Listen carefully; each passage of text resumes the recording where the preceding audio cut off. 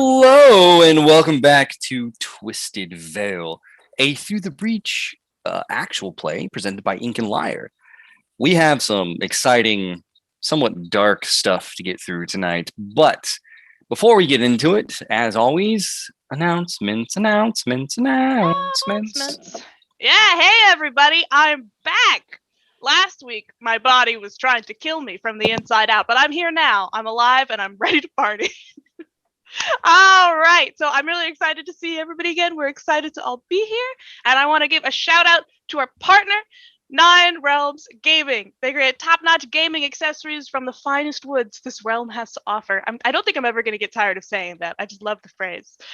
So by gaming accessories, I mean things like dice vaults, dice towers, dice trays, and hero vaults. You can visit their website now and use our exclusive partner code at LYRE10, LYRE10, to get 10% off. That's ninerealmsgaming.com, LYRE10.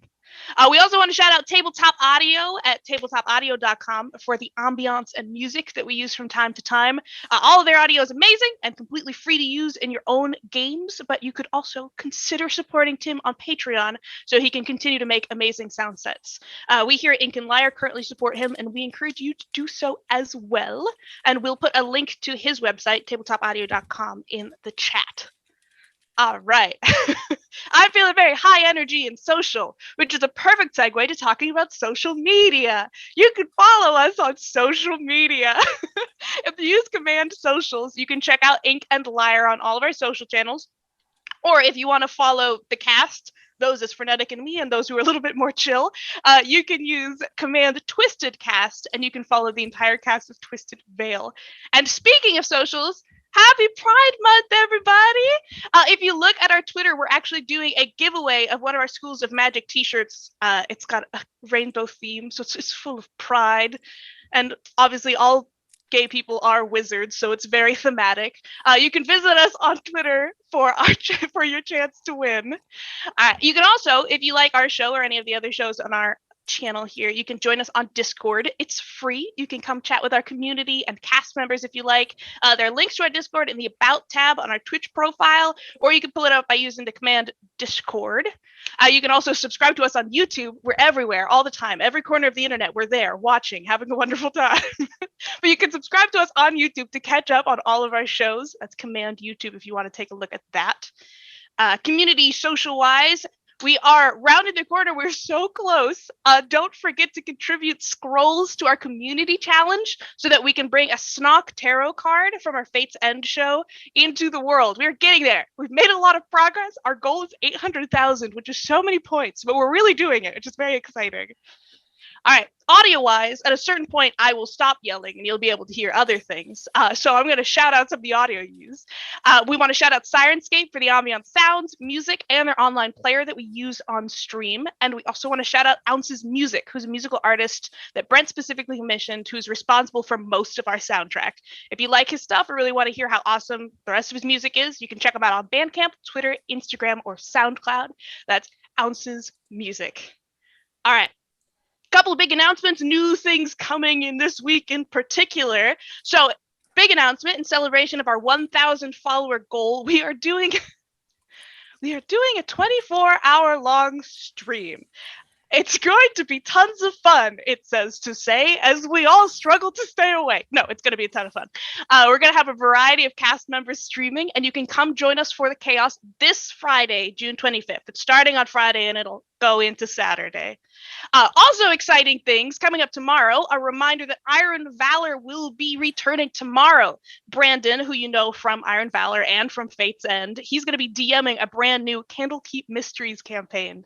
He's going to be joined by Christian, Raina, CJ, I don't know what direction I pointed, but CJ's part of it, James, Dylan, and Max. So you can join us. Wow, yeah! So you can join us for the exciting premiere of Candlekeep Mysteries this Wednesday, tomorrow. I'm very excited. All right, okay. This is my serious part of the announcements because there are actually sentence. Viewer discretion is advised. This session in particular is going to be dealing with some specific themes, and I want everybody to kind of be prepped for it.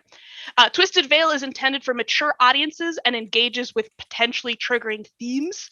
Consumer discretion is advised. If anything that I say here sounds like, ooh, this is not a good topic for me to engage with right now, or I don't know if I'm in the headspace for it at this moment, we will see you next week. We will see you at another show. We love you, and your mental health is the most important thing here. You make the best choices for you. All right. So kind of the blanket statement for the entire show is that there's the potential for violence, gore, drug use, adult themes, adult language, sickness, horror, gaslighting, and various phobias. Through the Breach takes place partially in the real world, alternate history style, and it's set in 1902. Twisted Veil acknowledges the traumatic events that happened during this time in an effort not to erase this. It may come up in game. Now, particularly in this session tonight, Brent has passed along some potential triggering themes that will be coming up tonight. Extreme medical malpractice, body horror, suicide mentions, nothing graphic on screen, and involuntary commitment. Some really heavy stuff. I think that's all I have to warn for. I'm sorry to have the downer note at the very end, but I'm super pumped for tonight, and I'm going to toss it back to Brent. All right. Grab your script, pray for the lives of our heroes, and let's get into tonight's episode of Twisted Veil.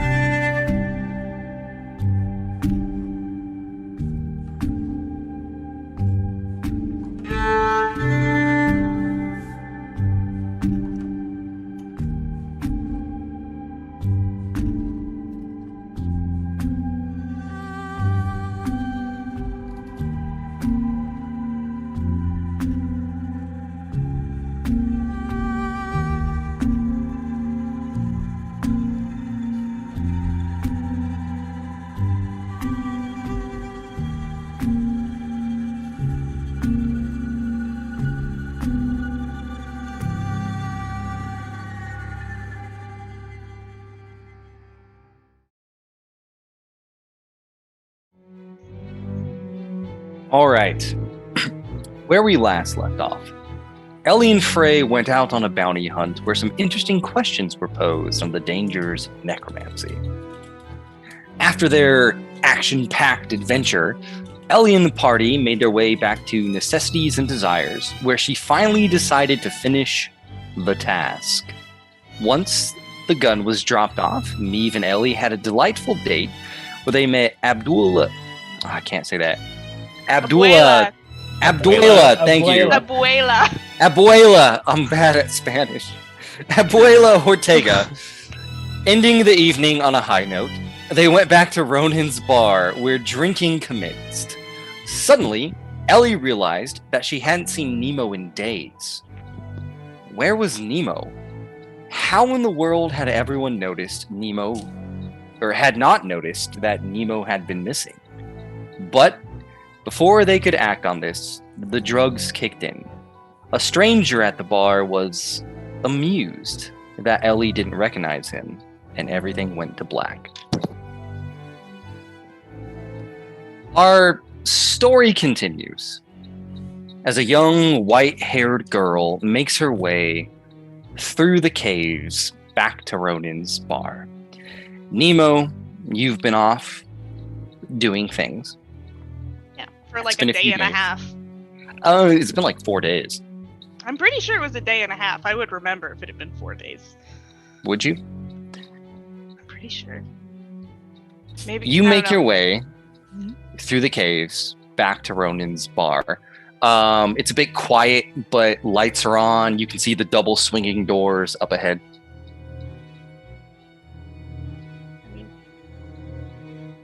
Does it seem unusually quiet, or is it just pretty late in the Ronan's evening? bar is normally pretty quiet.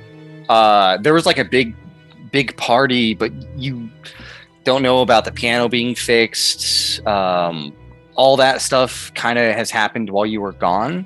So, but like normally when you guys show up to Ronan's, it's like Patty's pub where there's like the person who works there and like two people, maybe, just quiet, sitting to themselves. So that's pretty normal. When I go through the tunnels, would I come through our room, or do I have to go through the bar itself? Oh, that's right. It's up to you. You can come through like the secret passage, or I would probably have come through into our room. Okay. You go into your room. The room's empty. No one's there. You kind of enter the back way, push aside like the sort of boxes that have been all nailed together to make a sliding wall. There's two of them. There's one that goes into your room, and then there's another similar secret passage that goes out into the bar. Is Kit around? Kit is in the room. Kit is whistling happily to itself, polishing some boots. Okay. It sees Kit's you, fine. rolls over, and does a little like happy gesture, and then wraps its mechanical arms around your legs. Yeah, I cart him with me. I just have Kit attached to my leg as I'm gonna go check out the bar to see where everybody is. You go into the bar with Kit happily waddling behind you. You open the passage, and a unexpected sight greets you. Ronan is slumped unconscious over the counter. There are quite a few patrons in the bar, slumped, tables, floor. Laid out in the center of the room are 4 large coffins, and in each one is one of your friends placed. There is a man leaning against the wall who wears a black Amish-style hat, a poncho, cowboy boots with silver spurs, and he lights up a hand-rolled cigarette, takes a deep drag. Hey there, little lady. I take it this is the one, Alessandra? And you notice that he's not alone. There's 2 other people in this room. One is a woman with sort of matted brown hair. She wears a deep red Victorian-style dress that looks as if it had been fine at some point, but is kind of tattered around the edges. Her complexion is rather clammy, and she has a blindfold over her eyes, and she is currently dealing out cards on the table. And she says, "This is correct. She is the one you have been waiting for." The other individual is a very, very big man, with a size that rivals Frey. Thick, wide. He wears a long black jacket. There's no shirt underneath, just bodybuilder-esque muscles. But the most noticeable thing about this very large man is the huge coffin that's tied to his forearm with chains that he wields like a tower shield. Where are my exits currently? You can go back into the room, or you can try to run past all these people out the front door.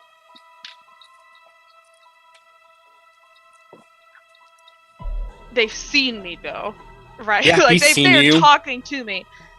Yeah, he takes a drag of a cigarette. No one's like making an attempt to tackle you or anything. He's just talking to the woman who he is referred to as Alessandra, and is taking a long drag of a cigarette. Running's not going to do anything except show him where the tunnels are. I'm gonna stare at him. He doesn't look like a marshal other than the coffins. Normally, marshals have to wear shirts. Yeah, the guy, the big guy, who is not talking to you. Very large guy. Doesn't really look like a marshal. Like you've seen marshals, they usually there's something wrong with their face, or there's like their eyes are glowing or something. This is just a really big muscular boy with a coffin strapped to his forearm. Right. Nemo's gonna hover at the door. Then I think it would be pretty obvious to them that she's about 3 seconds away from running out of the building, but stand there staring at them both. I don't recognize either of them in any way, right? You don't recognize any of these people. Okay. Poncho Silver Spurs says, now. What's his name? Okay. he hasn't told you his name. That's how I'm referring to him as. He says, now I know you're probably mighty attached to your friends, so you're going to want to come with us with where we're going to take them. Alessandra here told me about your unique condition, and I knew the drinks and other things wouldn't work on you. So, Jimmy, put this little lady in your coffin. And Jimmy, the tall, large man, who you know now as Jimmy, says, I can't. Tabby's inside. Damn it, Jimmy, I told you to leave that thing at home. He doesn't like to be left alone.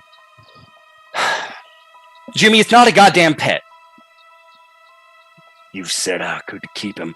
Okay, fine. You know what? Hitching the plan, it's fine. Little lady, you're small. Take a coffin. Climb on in with one of your mates. I'm not getting in the fucking box. Well, I mean, you could run away. I'm not going to run away. I'll go with you. I'm just not going in the box. Oh, jeez, I don't have time for this. I'm on a tight schedule, and I don't want you running around or even seeing where I'm taking you. So, and he takes out his pistol, cocks it, and aims it at the nearest person and says, get in the fucking box.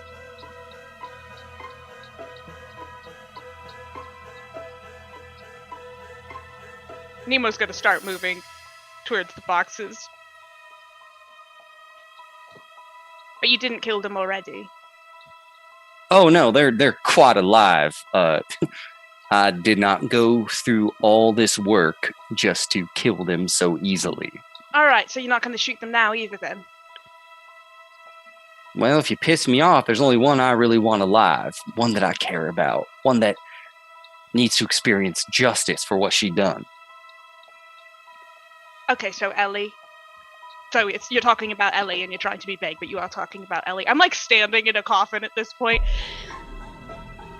Do you want to elaborate? Do you want to say, is this some sort of, you get rejected or something? Deep emotional wounds that means you have to put her in a box and drag her around? We'll just say I'm a good friend of Ellie's. We'll leave it at that. She doesn't really have friends though, is the thing. Yeah. Kind of an unlikable person, ain't she? That's not true. So, which coffin are you standing in? Who are you going to be paired up with?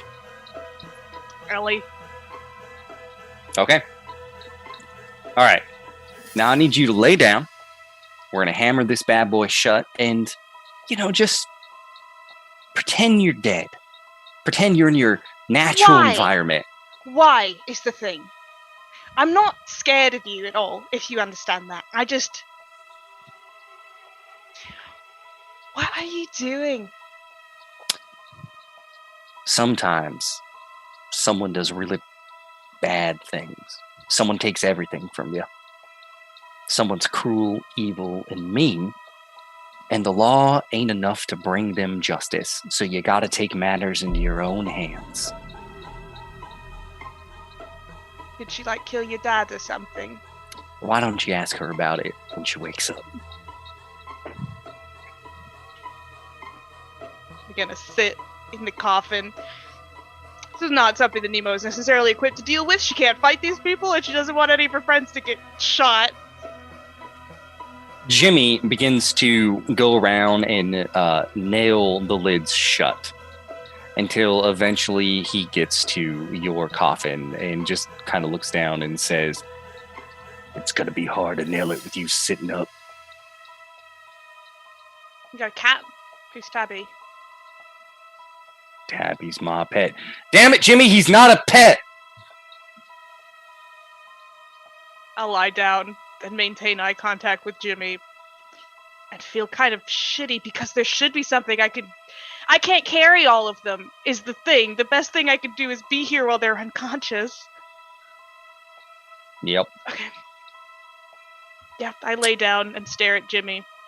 You lay down, you stare up as Jimmy as Is you Kit see the with me? lid. Kit like has a moment where like he tries to kind of toughen up, puff out his chest, come out, and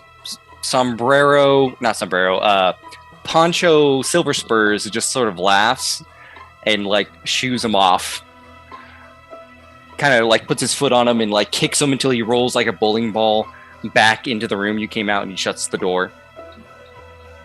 Would I have the chance to look at Kit and say, "Follow us"?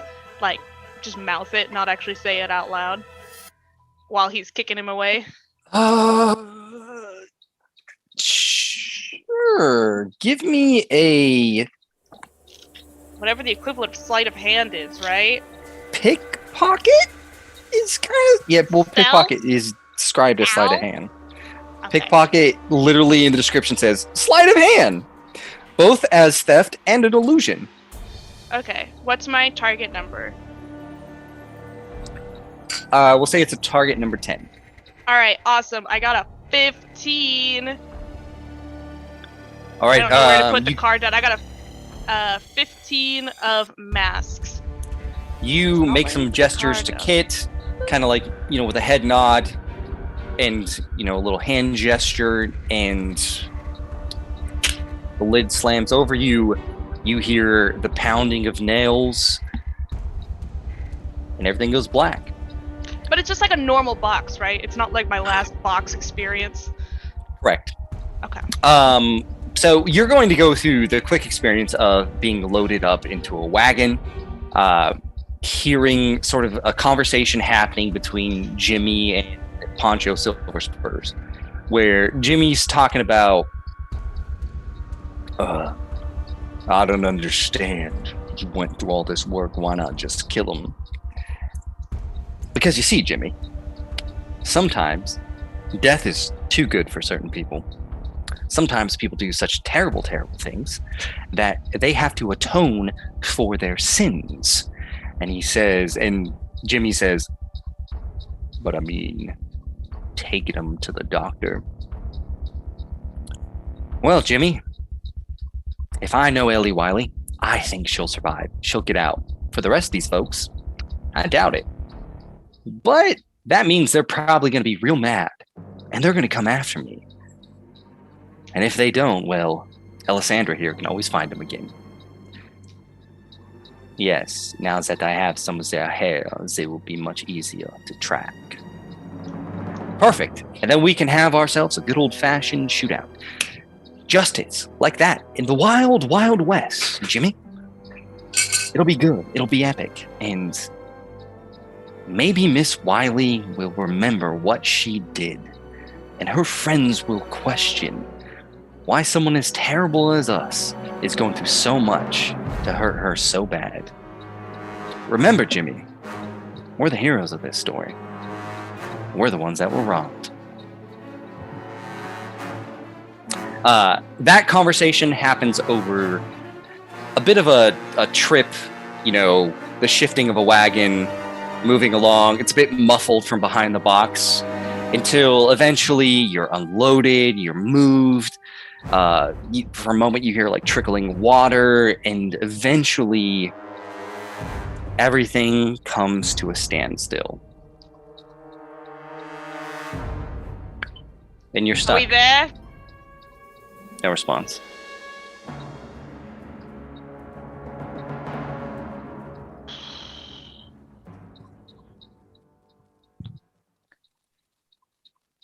Jimmy?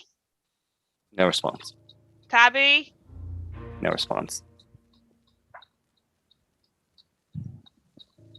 I'm gonna try to stab through the lid of the coffin.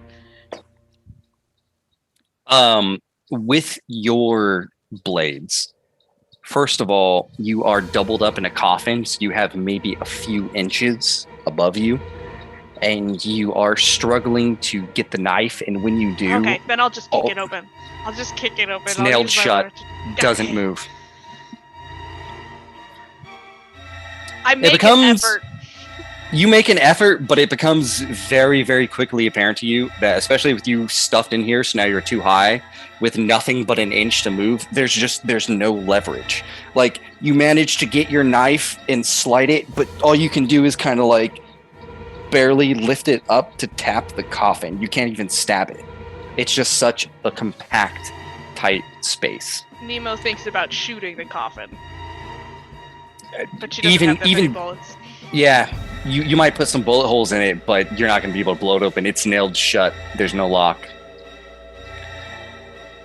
So, you have probably about 30 or 40 minutes to yourself, awake, stuck in this coffin, laying on top of Ellie, just sort of, almost nose pressed to the top. And our scene is going to change, because not all of you are currently in coffins.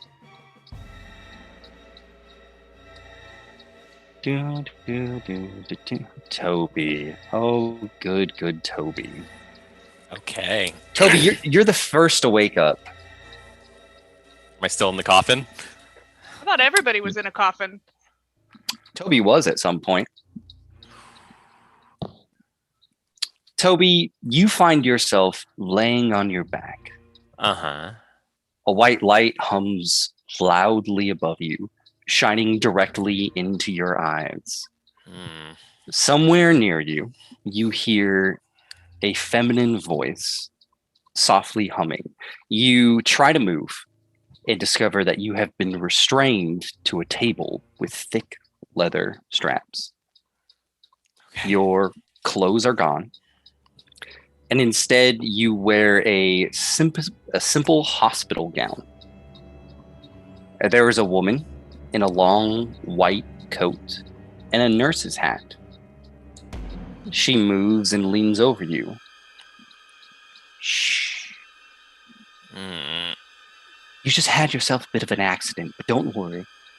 We're going to take good care of you. What accident? What happened? What happened? Don't worry about it. I'm just going to give you a little bit of morphine to help dull the pain. No, there's no pain. What? He's gonna try to get up, like, rock against the, I assume he's still groggy. Yeah. Stuck.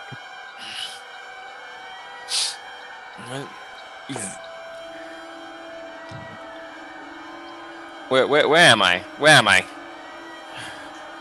Don't worry. She dips the syringe into the bottle, and you can see the amber liquid slowly filling up the chamber. And she says, "I know there's no pain right now, but there's going to be." No, I'm not. I don't. There's nothing wrong with me. There was nothing wrong with me. Oh, no. You seem tense.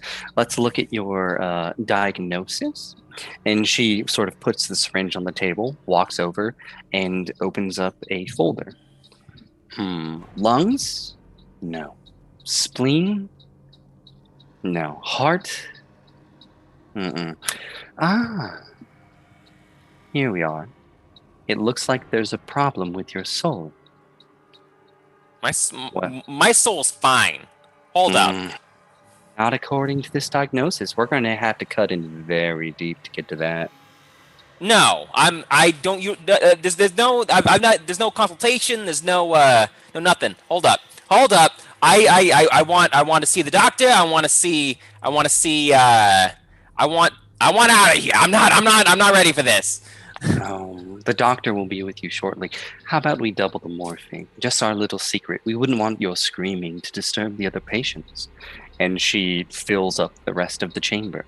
Let me tell you this. You let me free, and then that'll be our little secret. Just close your eyes. Feel the morphing and let all that tenseness drift away into beautiful numbness.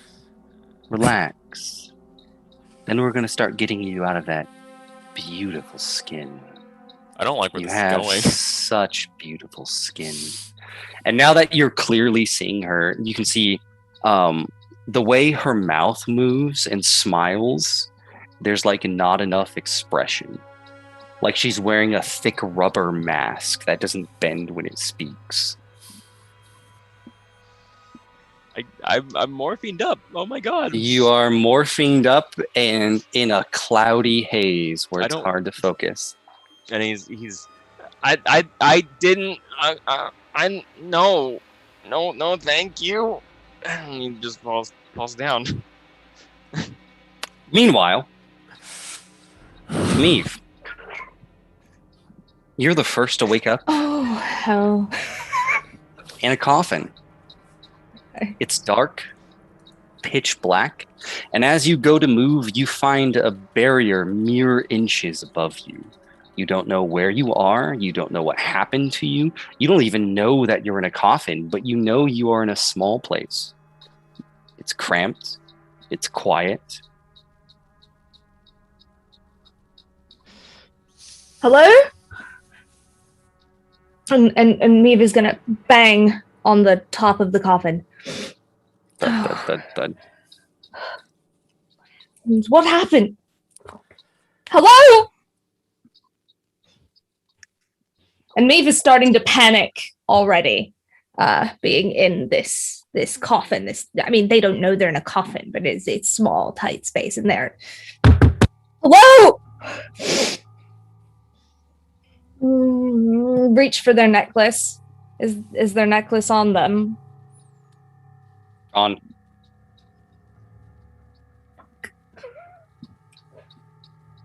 Okay. That's fine.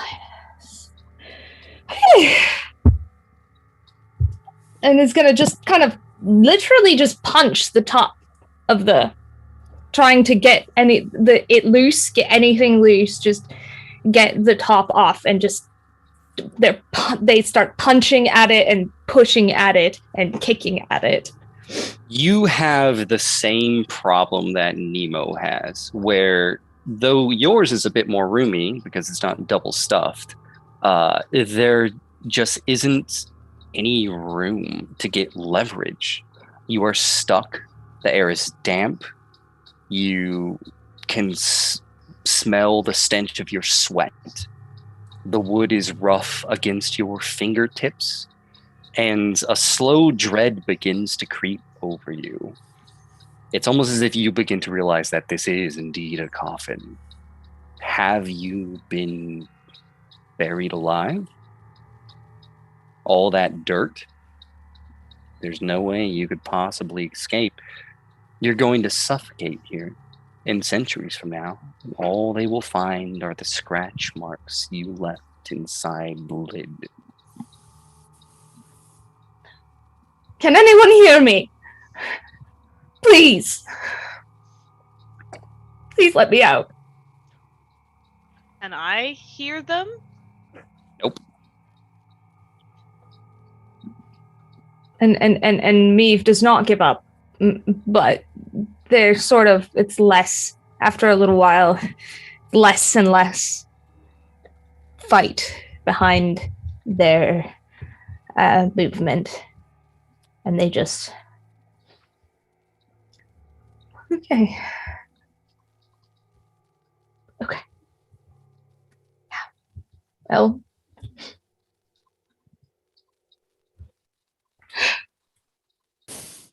this is how you wanted it.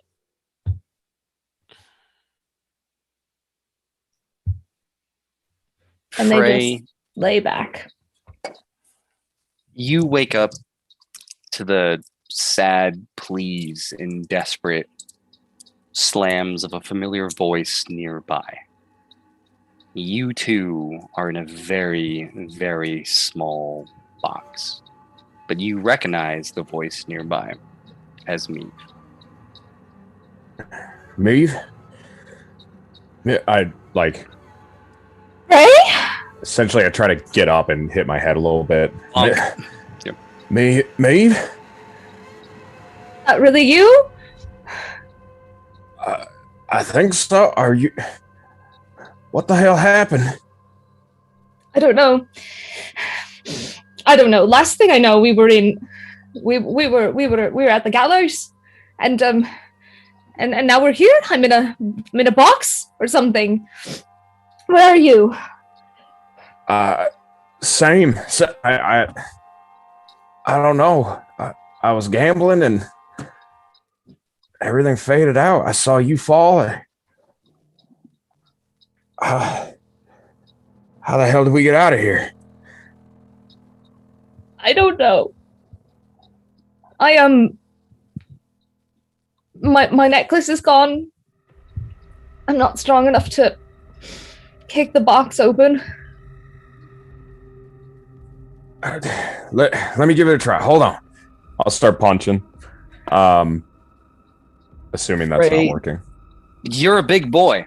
Yeah. And there's a few moments that go by where like you're punching and trying to make it, and you realize you don't have the leverage to push up, but it's a bit wide, and you have the leverage to push out.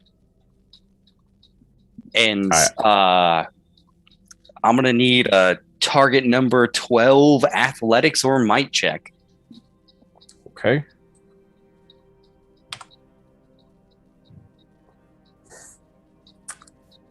That is gonna be. That's Cheat? gonna be a 10. Can you cheat? I cannot. You are trying, you are pushing. The wood is straining and cracking. But a feeling begins to wash over you that you haven't felt before. Always having been a very large, strapping young man. This could be a situation where you're not strong enough. Don't worry, me. Don't worry, me. We're gonna get out. I'm gonna get you out. I'm gonna start just scratching with my claws and knowing it's futile, knowing I'm not gonna get out, but just scratching at the wood. I'm chipping my claws. I just don't care. I'm just scratching endlessly, trying to push, find any kind of weakness. The wood's curling back as you're just scratching the side, scratching the top. You hear the desperation in Frey's voice muffled beside you as he does not escape. Are we gonna die in here? I'm not letting you die. This ain't your place to go, Meave. I'm getting you out of here. We'll see. But thank you. Thank you. I'll keep trying. And Meave will try again. But if Frey can't do it. Ellie, unlike the rest of the party, you do not wake quickly. You linger within the depths of a dream. Again and again, your vision blurs at the sight of a slightly familiar face that has an over-friendly tone. You don't even recognize me, do you? Repeats the voice. You know, if I had any regrets, any reservations with what I'm about to do, the fact that you don't recognize me is a cool comfort. The dream shifts, and you see a young man standing over you. Just as the lid of your coffin closes, you see that he has a shovel in his hand. And you wake up. There is something on top of you, not incredibly heavy, No. but hair You is... awaken to a familiar presence of Nemo's eyes about 2 inches away from your own. Nemo, you would not have been able to flip around, so it's just your hair.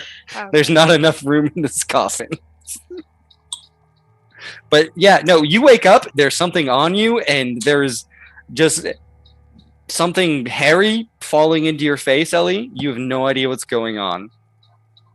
Was that my dream? Just to check. That was your dream. Okay. Yep. Nemo, why are you on me? I get you're awake. Have you ever killed anyone's father or wife or, very important sibling or something like that? Get up. Get off me. I love to. Just start punching up so she can hear the sounds. Little knuckles rapping. Yep. Yeah, we an old buddy of yours would like you to, let me see, suffer as much as possible, and has put you and everyone else that I know into coffins and taking them somewhere just to make sure that you get what is quote unquote coming to you. Again, I'm assuming it's a vengeance quest based off of a bounty hunt of some kind. It is quiet for a minute solid. Right. Yeah, do you have your gun with you or anything like that? No. Okay, yeah. Shit. I know who this is. Okay. I think I know who this is. I presume we're buried underground.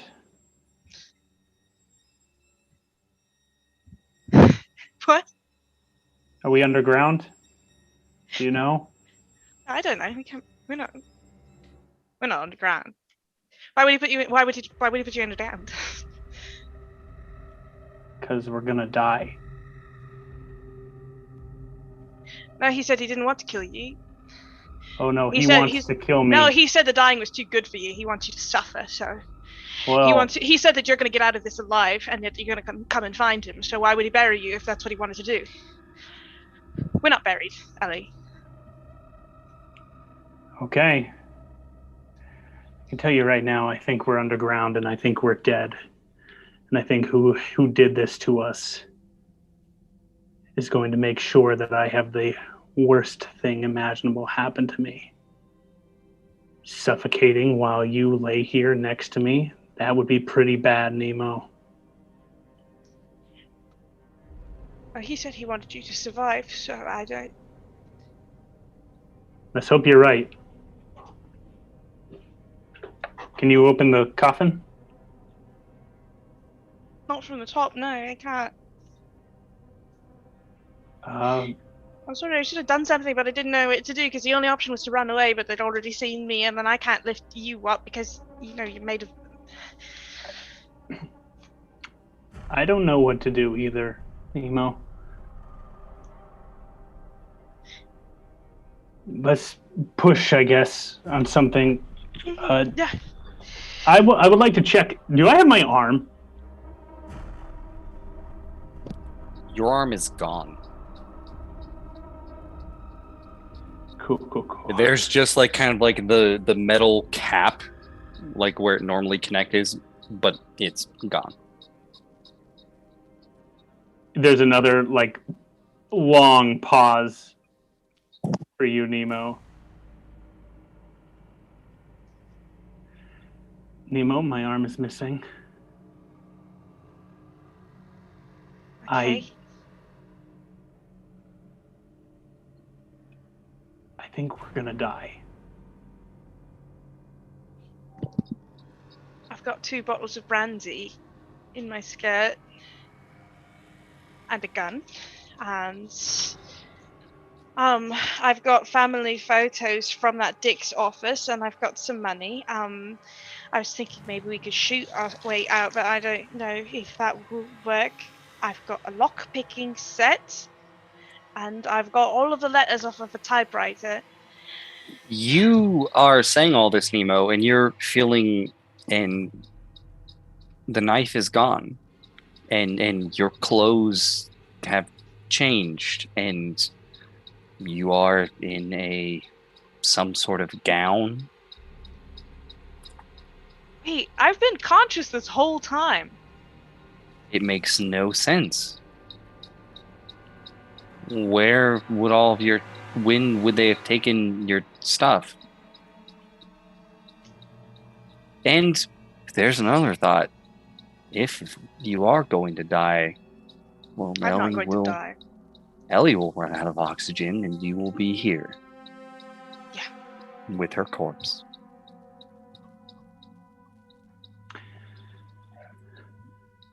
You have that brandy? That whiskey? No. I'm gonna reach underneath me, and it's gonna feel really weird as I'm just like patting you down. I'm looking to see what Ellie is wearing. Hospital gown. Right. So, they've changed our clothes. They've taken all of my shit. They've taken my alcohol. And they've taken his gun. Hold on. I've been conscious the entire goddamn time, Ellie. I don't know how this happened. I don't either, but I do know one thing. They dressed us in something different. They didn't bury us underground. They would have just stuck us in here, locked You're it up. really and threw us confident into- about things that I don't understand, Ellie. Why would they put us in a dress if they were going to bury us underground? Just throw us in there, take all our stuff, obviously, take my arm, but otherwise we're not underground, which means we could probably get out of this. I don't know if you've ever been buried, right, in a coffin underground. I know you've been in bad situations, right? But we know, both of us, that it's hard to get out of that. But we can get out of this. All right, you push on the left, I'll push on the right. Okay, yeah. I do that. All right, we're gonna joint push on the coffin. I am assisting Ellie on an athletics check. With less room to wiggle than anyone else, it's futile. You can't get the leverage. Nemo, I'm sorry I dragged you into this.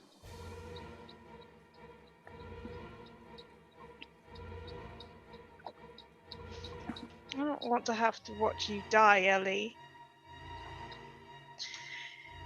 I'm being whiny, I'm sorry, but I'm gonna figure something out. We cut back to Frey. Frey, the wood is cracking, but it is not moving. You are still stuck. Dread becoming thicker and thicker, more and more real. Give me one more athletics check.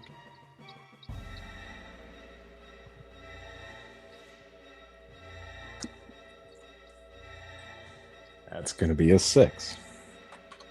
Total? Yep. Despite your size and how large you are, there's just no way for you to break this open and get out. I would like to go into my coat and grab You're in the a picture. hospital gown.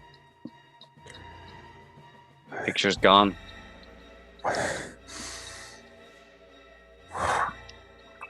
Frey is feeling truly alone right now. And that doesn't sit well. So he's just going to keep scratching. He's lost a nail by now, and he's just going to keep scratching. I think Meave would now. I reckon from a meta perspective this won't work, but Meave would try to cast a spell without their necklace at this point. Nothing. Yeah. Nothing. Desperate attempt. Nothing. Yeah, that's where they are. They're doing what they normally do to try to cast spells. They're touching where their necklace would be. They're pretty much in panic mode at this point, but they've got nothing.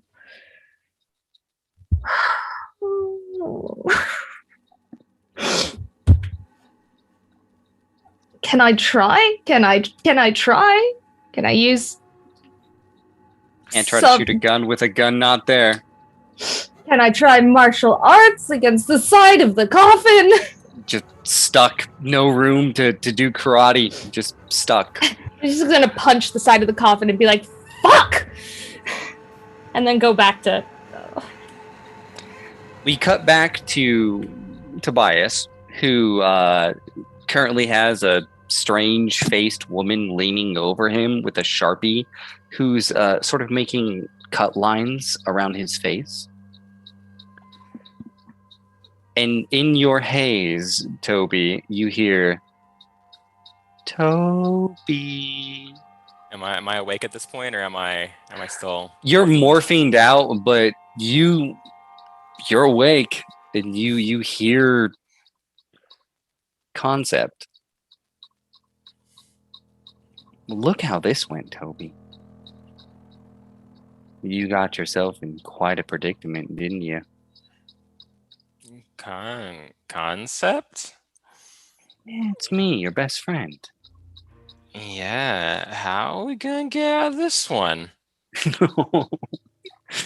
You're all probably going to die. I don't want to die. I don't want you to die either, Toby. I can help you, but this one's gonna cost you quite a bit.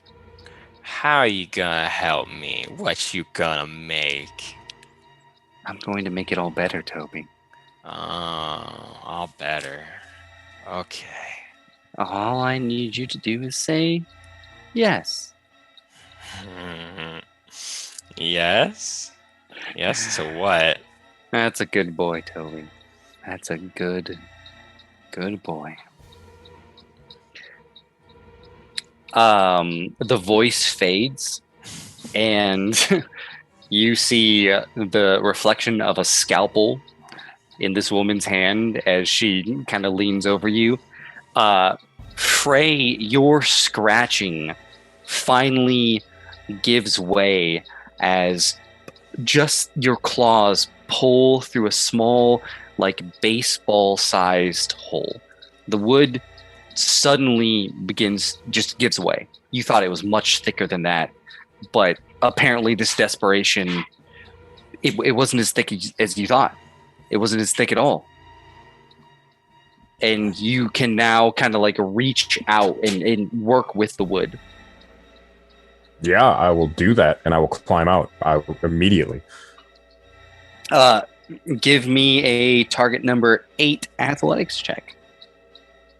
You know, third time is, oh boy. I got me the Black Joker.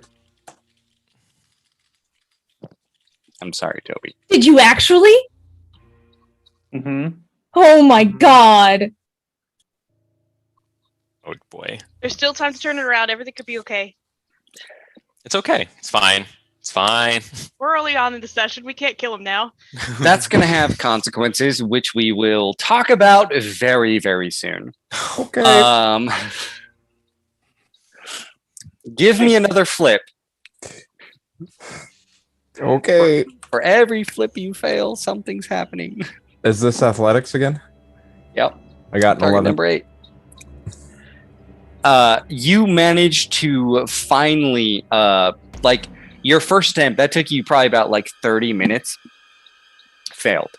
After 30 minutes, you finally managed to push the wood until it snaps and burst out.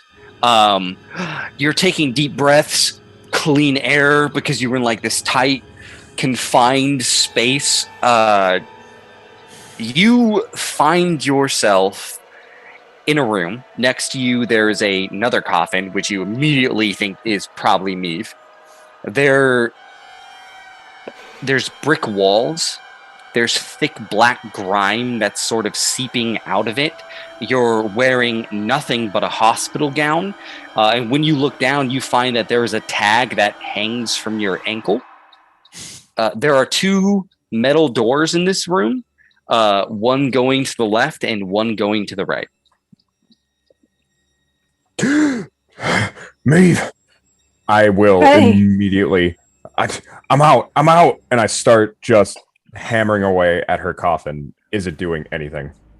With leverage, you being a very, very strong boy, you can get her out.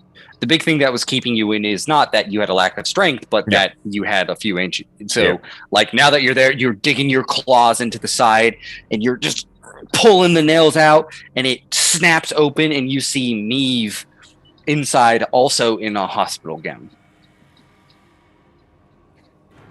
You all right?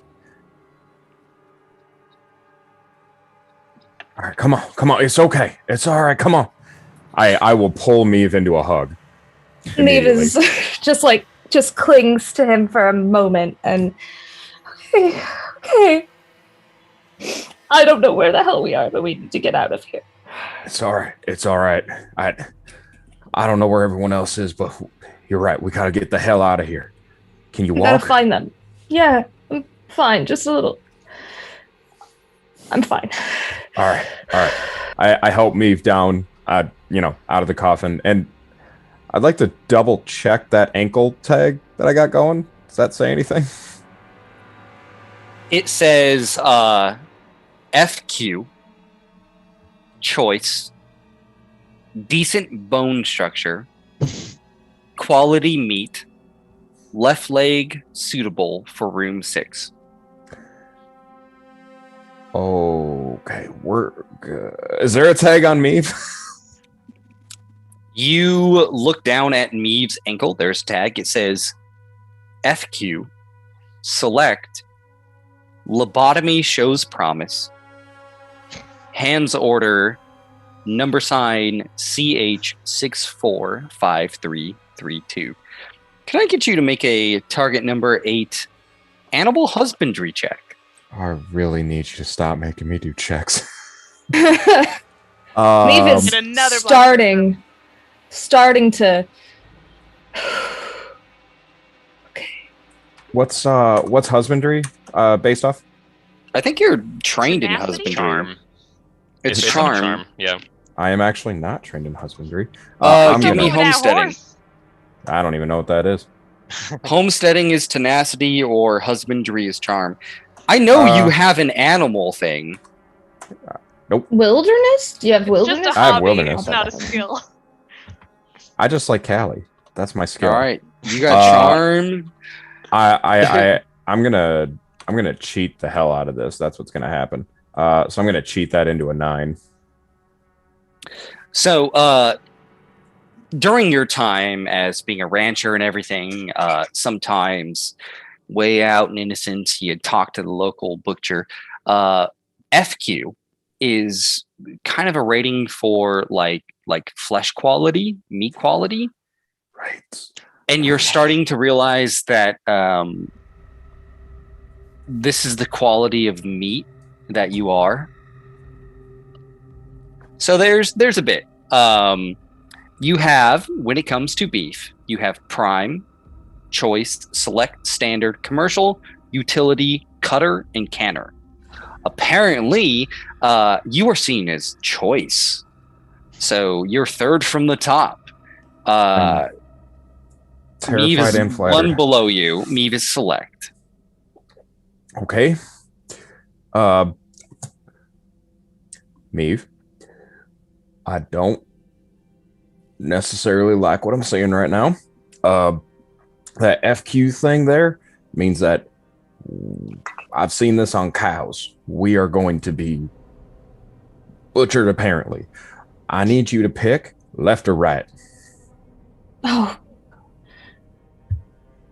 Right. Mm-hmm.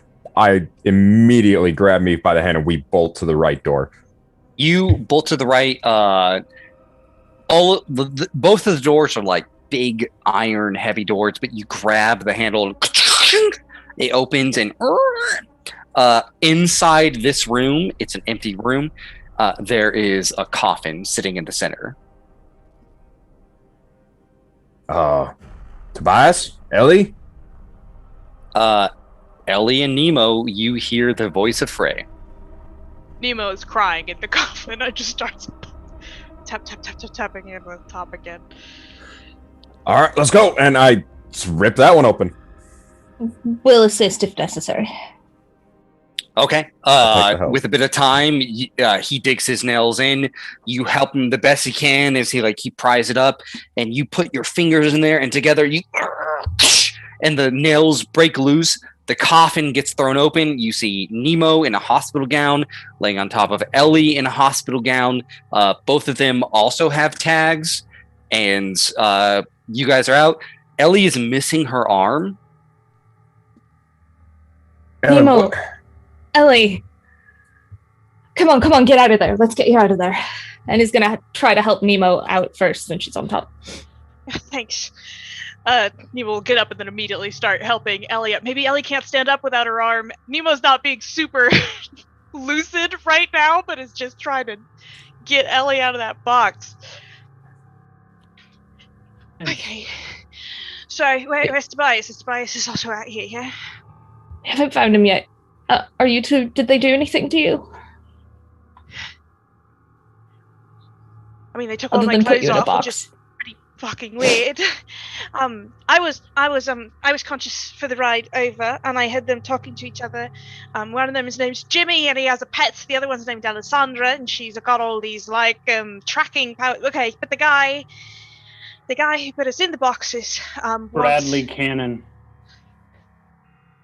You know this guy? I'm sorry.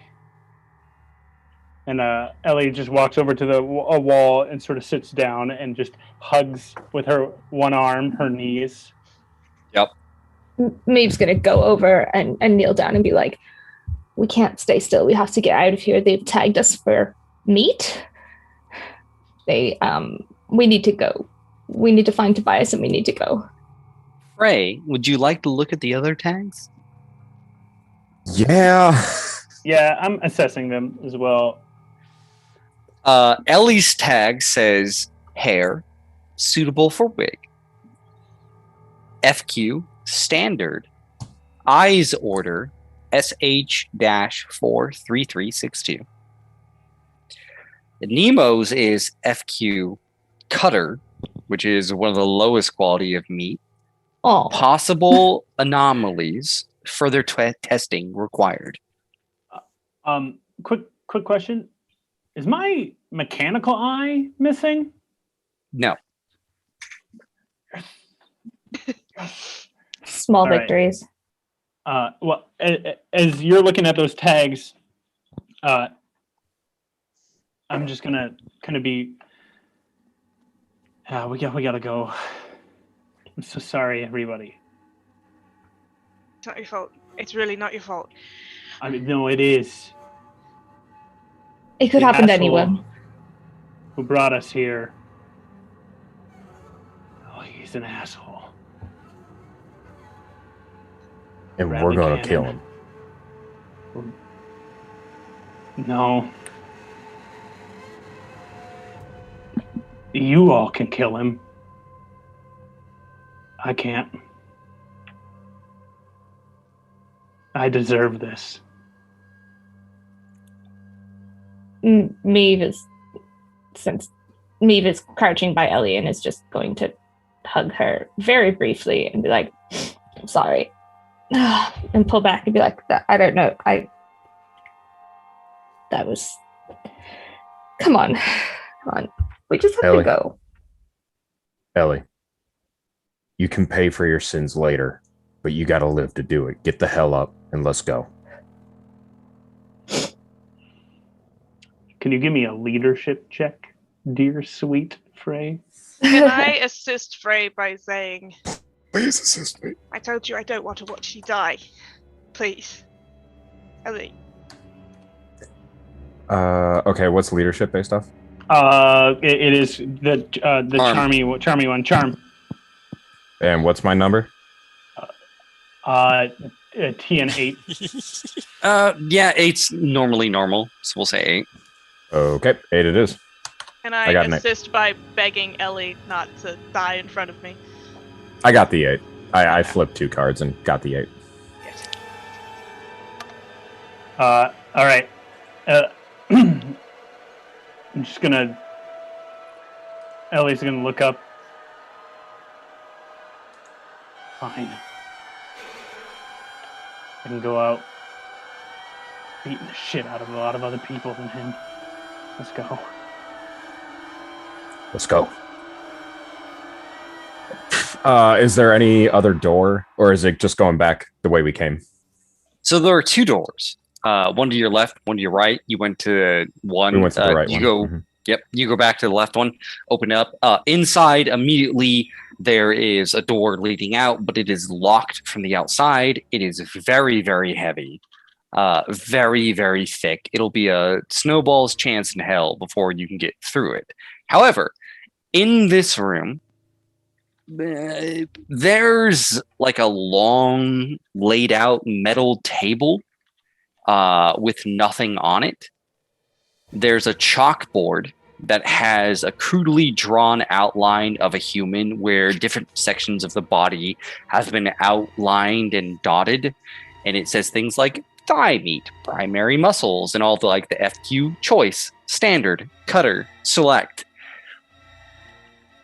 In the center of this room, there are two, like the floor kind of dips, and there's like 3 foot by 3 foot drains that are sort of bolted to the ground. You can see that the floor is sticky and coppery red. And in the distance, you hear a scream that sort of echoes up from under the floor that sounds similar to someone you know, Tobias. So that sounds like it's coming from the floor below us? Yeah, it sounds like it came from another chamber, but like it just like almost like when there's air conditioner vent that goes to another room, you can kind of hear it coming through the vent, and you can hear this scream coming from the grate. I would like to assist everyone stealthing, like just start extremely rudely just bossing everyone around, like take off your fucking shoes, stick to the wall, this is the direction that we're going. I will say right now, there's nothing to hide in here. There is a metal table. No, I'm not hiding in this room. Just Nemo is making the assumption that we're gonna go get Tobias, and she is telling everyone what to do so that at least we will not be heard. There might not be things to hide behind, but how to move quietly through this building to get where we are going. I'm going to follow it. Yep. Ellie's just sheepishly following along. Yep. Can I get a notice check from 2 people? Volunteers. I'll take one. Nope. I've got a 1. I can. I think I've got like a +5 or something. Yeah, you should probably be doing it. Also, Meave is not necessarily all together right now, so you two maybe. Nemo's stress response is to try to be as competent as possible. What's our target number? Target number 8. I got a 10 of rams. And I got an 11. Between the two of you, as you are looking around, for the most part, this area is very barren, but apparently someone left a pair of kind of like channel lock pliers in the corner. And you see them, and you see the grate, and you see the bolts. Fuck yes. All right. You ready to cut something? Let's do it. You gotta I fit grab there. him. Okay. I'm gonna need a target number 8 athletics or engineering check. Oh, I'll God. assist with anything, or we can have. I believe Ellie is better at athletics, but I don't know if I got Ellie me is an 8. capable of doing stuff. What did you do, Frey? I got me an 8 of tomes for the. I mean, pliers. 8 makes it. 8 makes it. So, you're not engineering savvy, but you're strength savvy. You kind of go down to the grate. You hear the scream. You take the channel lock pliers and begin to turn it. And you're turning and turning and turning, and nothing's happening. And it takes a little bit until you realize, like, oh, the nut on the other side's spinning with it. And so you kind of have to get your hand can't fit because you're a big beefy boy. So you get Nemo to like reach your hand down here and try to hold it, and one by one you begin to turn and turn. You get the first bolt free, you get the second bolt free, and then you begin to hear footsteps approaching down the hall outside your chamber, and you start to go faster and faster and faster. And then you hear like muffled voices, like two medical associates sort of talking as you're like, fuck, turning. You open it up. The design of this room becomes very, very apparent once you open up the grate. This is a place where they probably do horrific, bloody things. And the floor is slanted, and there are these grates, so all the gore and meat and things that peels off the flesh of people ends up in this drain. You have like a 3 foot by 3 foot drain that you can crawl into, where immediately you can see indistinguishable pieces of flesh, fingers sticking up, toes, teeth, small things that could have fallen down this drain. And you can dive into it and crawl through the gore towards Toby.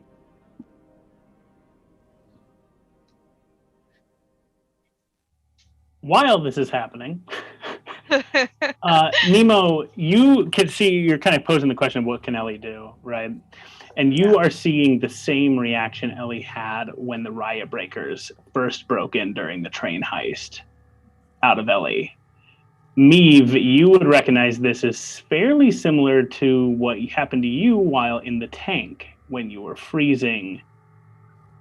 And so Ellie is just sort of following the crew, but is just more silently staring in a direction, not really present. Nemo's good Me. at... Oh, who gets to Ellie first? Well, Maeve's back by Ellie, but if you have something you want to do, go for it. Mine's much meaner. If Nemo sees that Meave is there for Ellie, Nemo's gonna let Meave do it. Okay, that's fair. Meave is gonna look at Ellie. Maeve's not really entirely there themselves. I mean, not in the same way, but Meave is just gonna kind of put a hand on Ellie's shoulder and then kind of trail their arm down her arm. Trail their hand down her arm so that she feels someone else is there, and just grab her hand and squeeze it. And look at her and try to make her look at them. Ellie.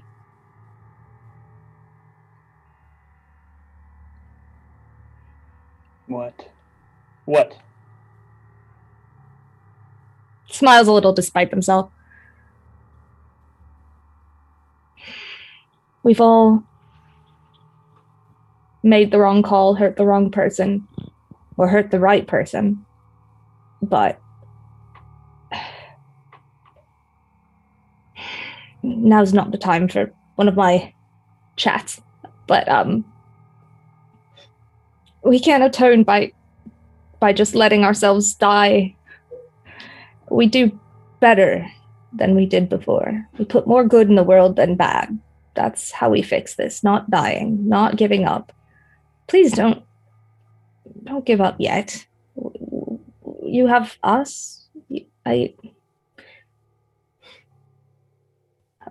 want to go eat tacos again and laugh and be out of here and not be a medium quality piece of meat.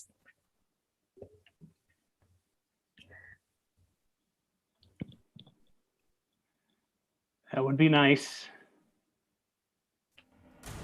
All we can do is our best. Okay. See what I can do. Thank you. You okay? I will be. I don't really like boxes. I mean, spaces, tight spaces. I'll be fine. I'm just same situation as everyone. I want to get out of here. I'm worried. Really worried. But if we can do it, we can do it together. Can I say, I think at this point, Frey has ripped the grating top off, and he was going, "Get it the fucking go! Get it!" Yeah, the grate is definitely open. Yep. Nemo is getting everyone else in before she is. Alright, yeah. Meave squeezes Ellie's hand again and kind of pulls her so she goes ahead. Ellie, one by one. Oh, sorry, go ahead, Jake. Jump into the hole. One by one, you guys enter the flesh drain. Mind you, this is not the normal sewers you're used to. Like I said, this thing's about like 3 foot by 3 foot. So you're on your belly, just crawling through a mixture of coagulated blood and bits of flesh that fell down this drain. There's a soft trickle of water coming towards you that's doing a futile attempt to try to move it down, but it really hasn't. It's just sort of built up in here, bits, pieces, fingers, toes, teeth. And you're starting to army crawl through it. I say this is kind of gross, but Nemo has a moment where she starts gathering up fingers and teeth and stuff as though to put them in her pocket. But she doesn't have any pockets anymore, so she has Nemo, to what the put them fuck? back down. We can't see. We're in the flesh drain. We can't see this. We can't. No. I'm in the back of the line, but That's CJ judging.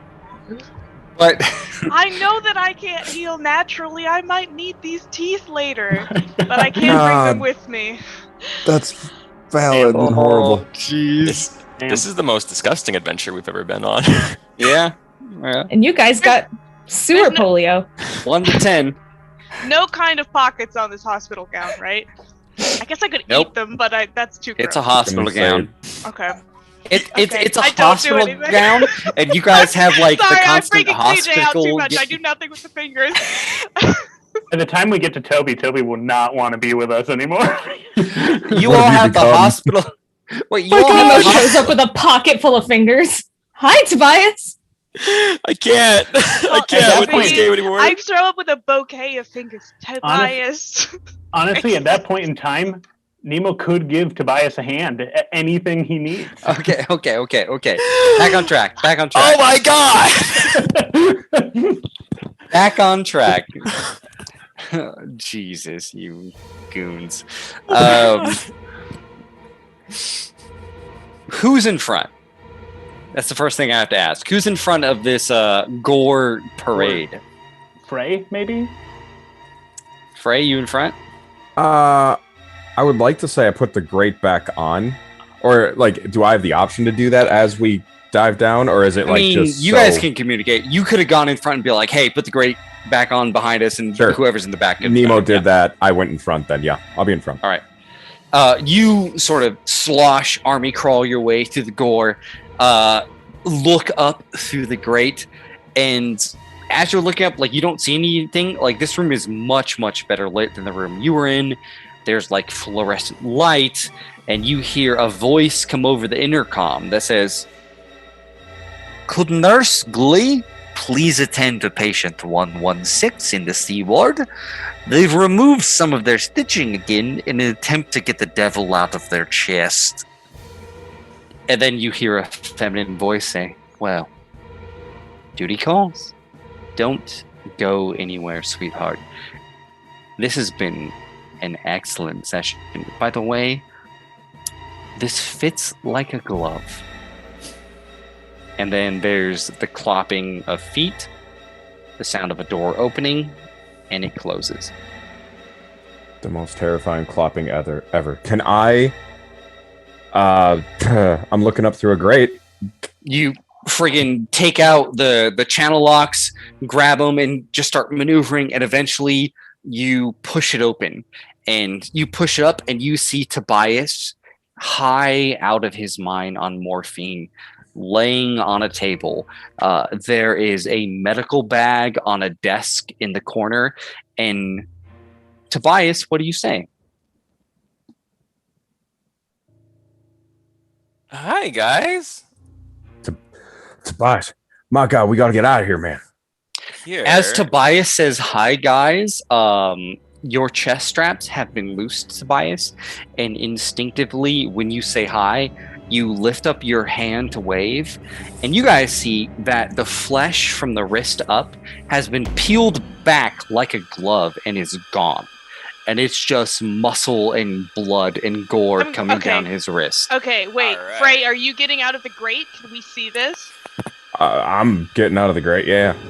The first thing Neve does is not go for Tobias, but go for the medical bag to see if there's anything sharp that they can take from it. There are a series of drugs that are labeled in medical ways. Give me a... We're going to need a medicine check for you to know what these drugs do. Okay. I have it written here. This is going to be a target number 8 medicine check. Let's see here. So doctor, right? Yeah. That's Sorry, 8 exactly. Stockton's. 8 of rams. So there are 4 things in here. There's a bottle of powerful hallucinogenics, anesthetics, stimulants, and deadly poison. The anesthetics would probably help Toby come back to his normal self and calm him out. The stimulant will push him on, but he's still going to be hurting. Okay. For the rest of what Meave does, Meave takes the whole fucking bag and is also going to go over to Tobias to apply the anesthetic to the... Well, if it's orally, we'll shove it down Tobias' throat, and if it's not, we'll apply it to the place where the Syringe. hand... Yeah, okay, syringe is going to apply it and be like, sorry, Tobias. This is going to hurt for a second, and then it's going to be better. And just stick it Once in. Nemo pops out of the grate and sees Tobias's fucking hand, her eyes roll back in her head and she floats like a bat out of hell and immediately is going to try to magically heal him. Like, the sands that whip around him are going to try to form him some new flesh.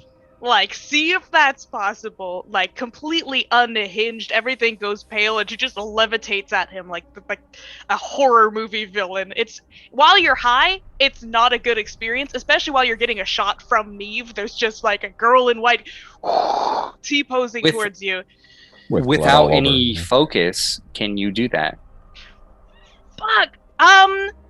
I can do it, but it's much more difficult. I can do it. It'll just be plus, instead of being a TN4, it'll be a TN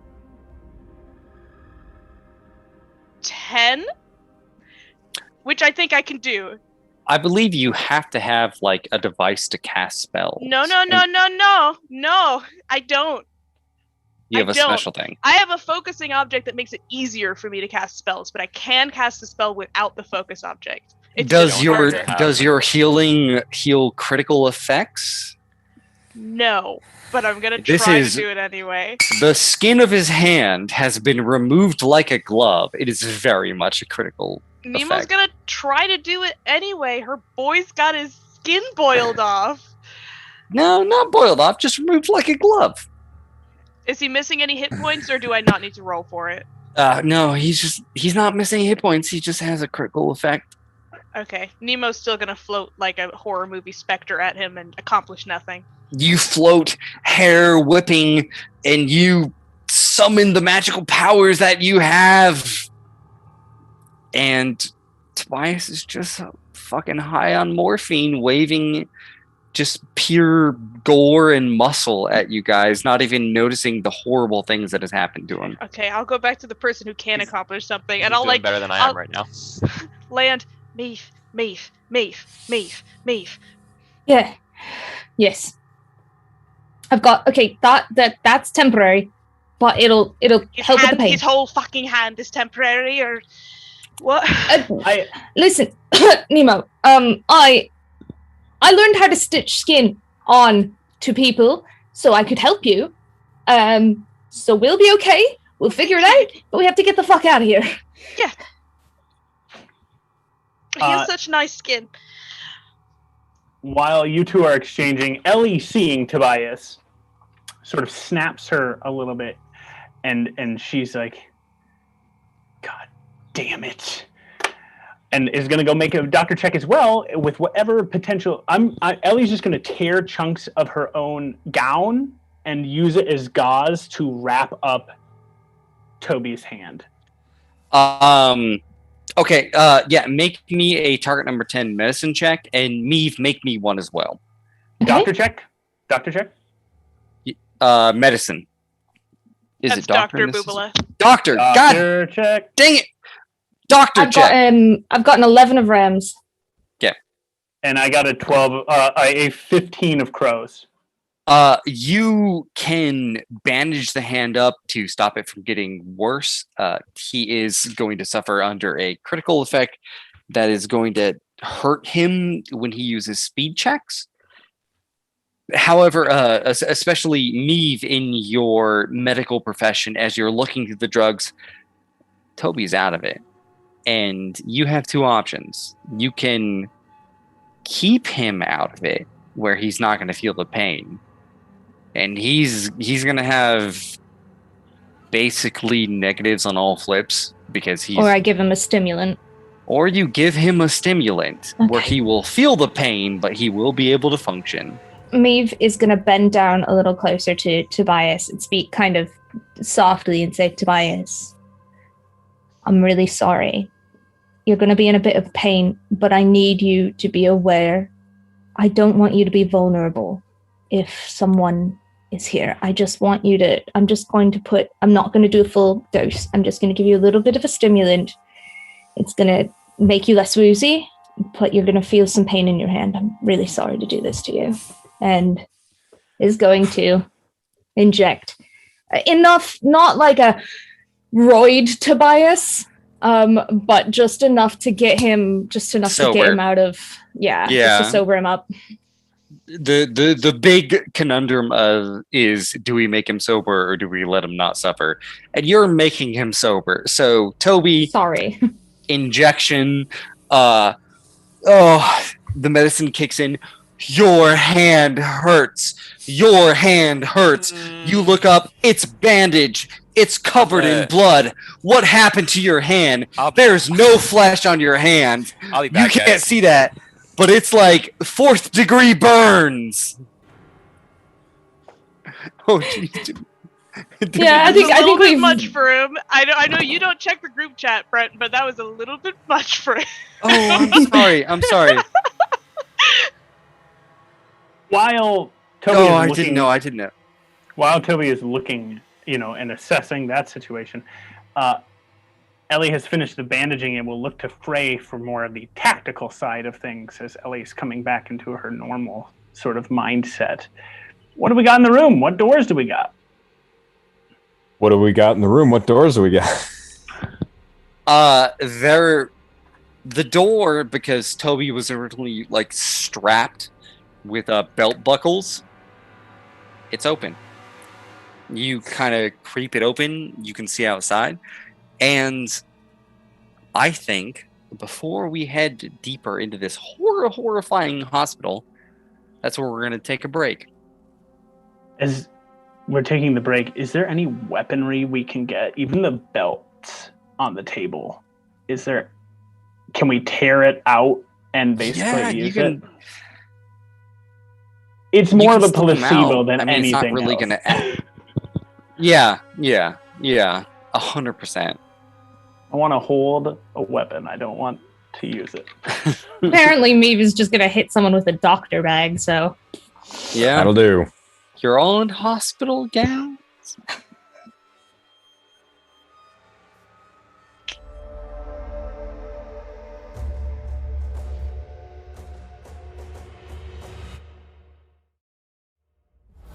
A 12 does break it. Really?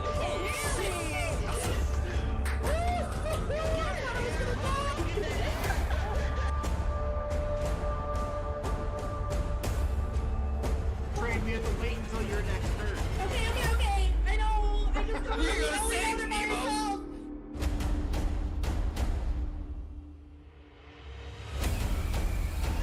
I would never hurt people on purpose, Bhagwan. All right, then we can trust her, boyos. She's not gonna hurt anybody.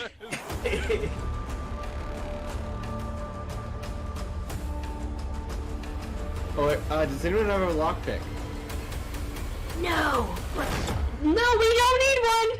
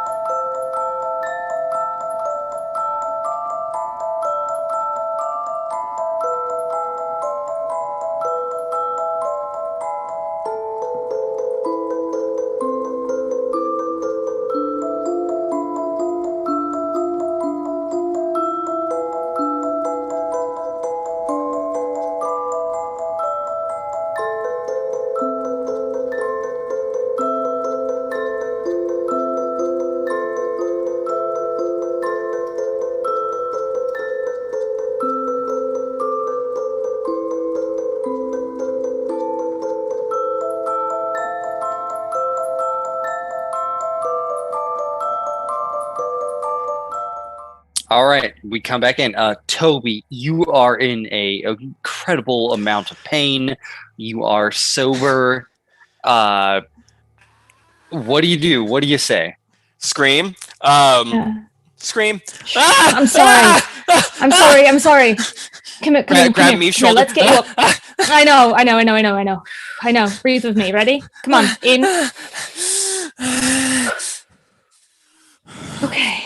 I'm so sorry. Where are we? I don't know entirely. I'm so sorry, but I can't have you that drugged. If they come for us, I need you awake. I need you aware. I'm so sorry. Come on, one more time. Okay. All right. I'm taking these with me. We'll get you drugged up as soon as we get out of here, and you won't have to deal with the pain, okay? Come on, let's go. Okay. Okay. Not doing very well. Breathing hard. Nemo's trying to get up.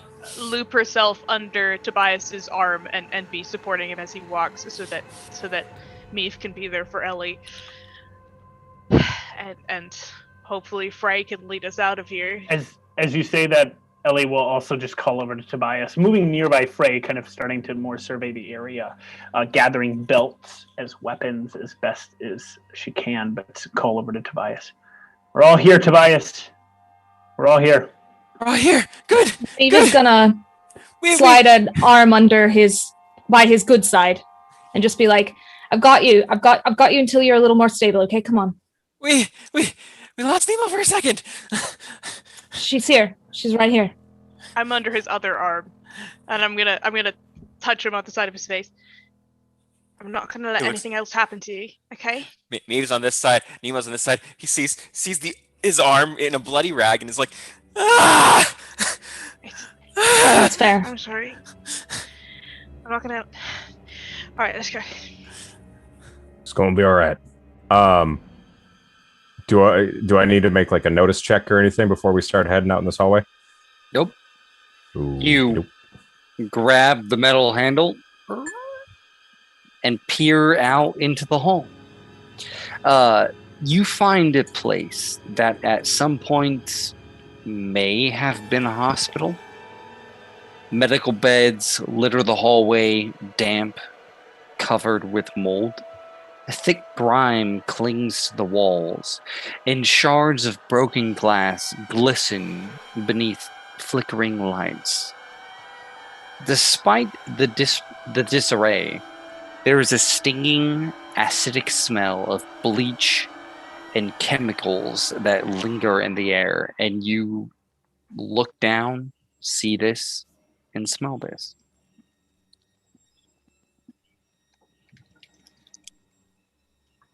What the actual hell is this place? I don't want to stick around long enough to find out. Bradley said that he was bringing us to a doctor to make sure that Ellie suffered. And that's all I really have to go on. Who's Bradley? Somebody from my past, Tobias. Somebody I pissed off. All right. Let's go.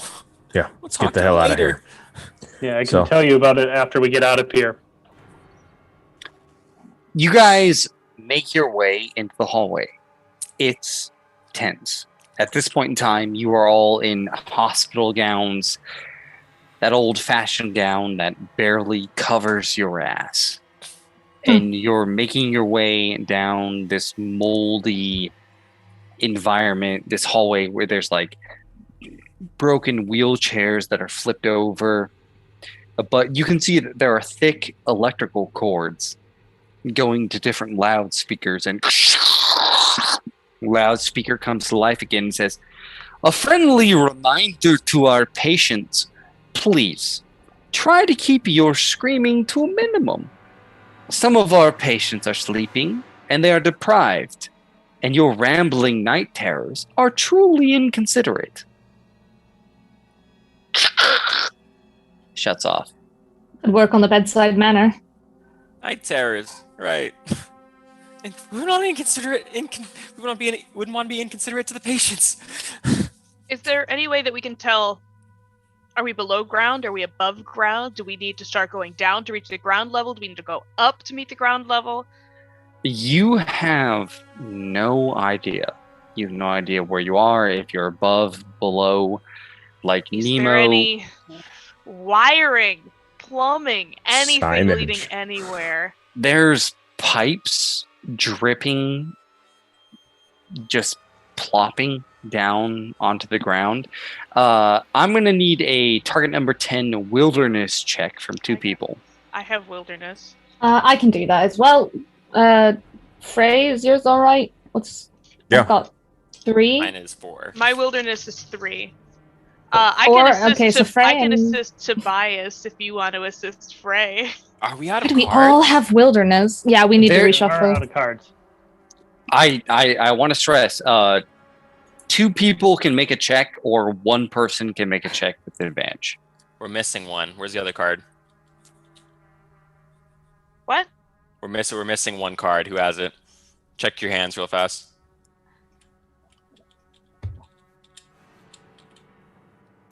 I don't know how to check. It's not me, which is nothing short of miraculous, frankly. Oh, it's there it is. me. There it is. It's me. There's a 5 for you. Congratulations. Sorry.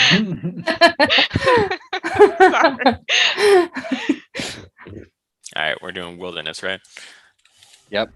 Target number 10. All right, I rolled a So 12. are Frey and Tobias making a check, or is Tobias making it with advantage? Up to you guys. Well, I'll go ahead and make one too. 11 for me. 11 of Rams. Tobias, what did you get? Like a 16. Both of you are kind of using your wiles to navigate this area. This place is a maze. You're, first of all, borderline naked in hospital gowns. You're stepping on mildew. There's dark yellow water dripping from the pipes overhead. There's glass that you're trying to avoid as you're moving through with your bare feet. And occasionally, far, far into this place, you hear a distant scream. You have no idea where you are, but you know that if you have any hope of escaping this hell, this place that you are in, you need information. Where are you? Is there a storage room of some sort where they put your items? Is there a blueprint? Until you get more information, you're essentially going to just be wandering aimlessly.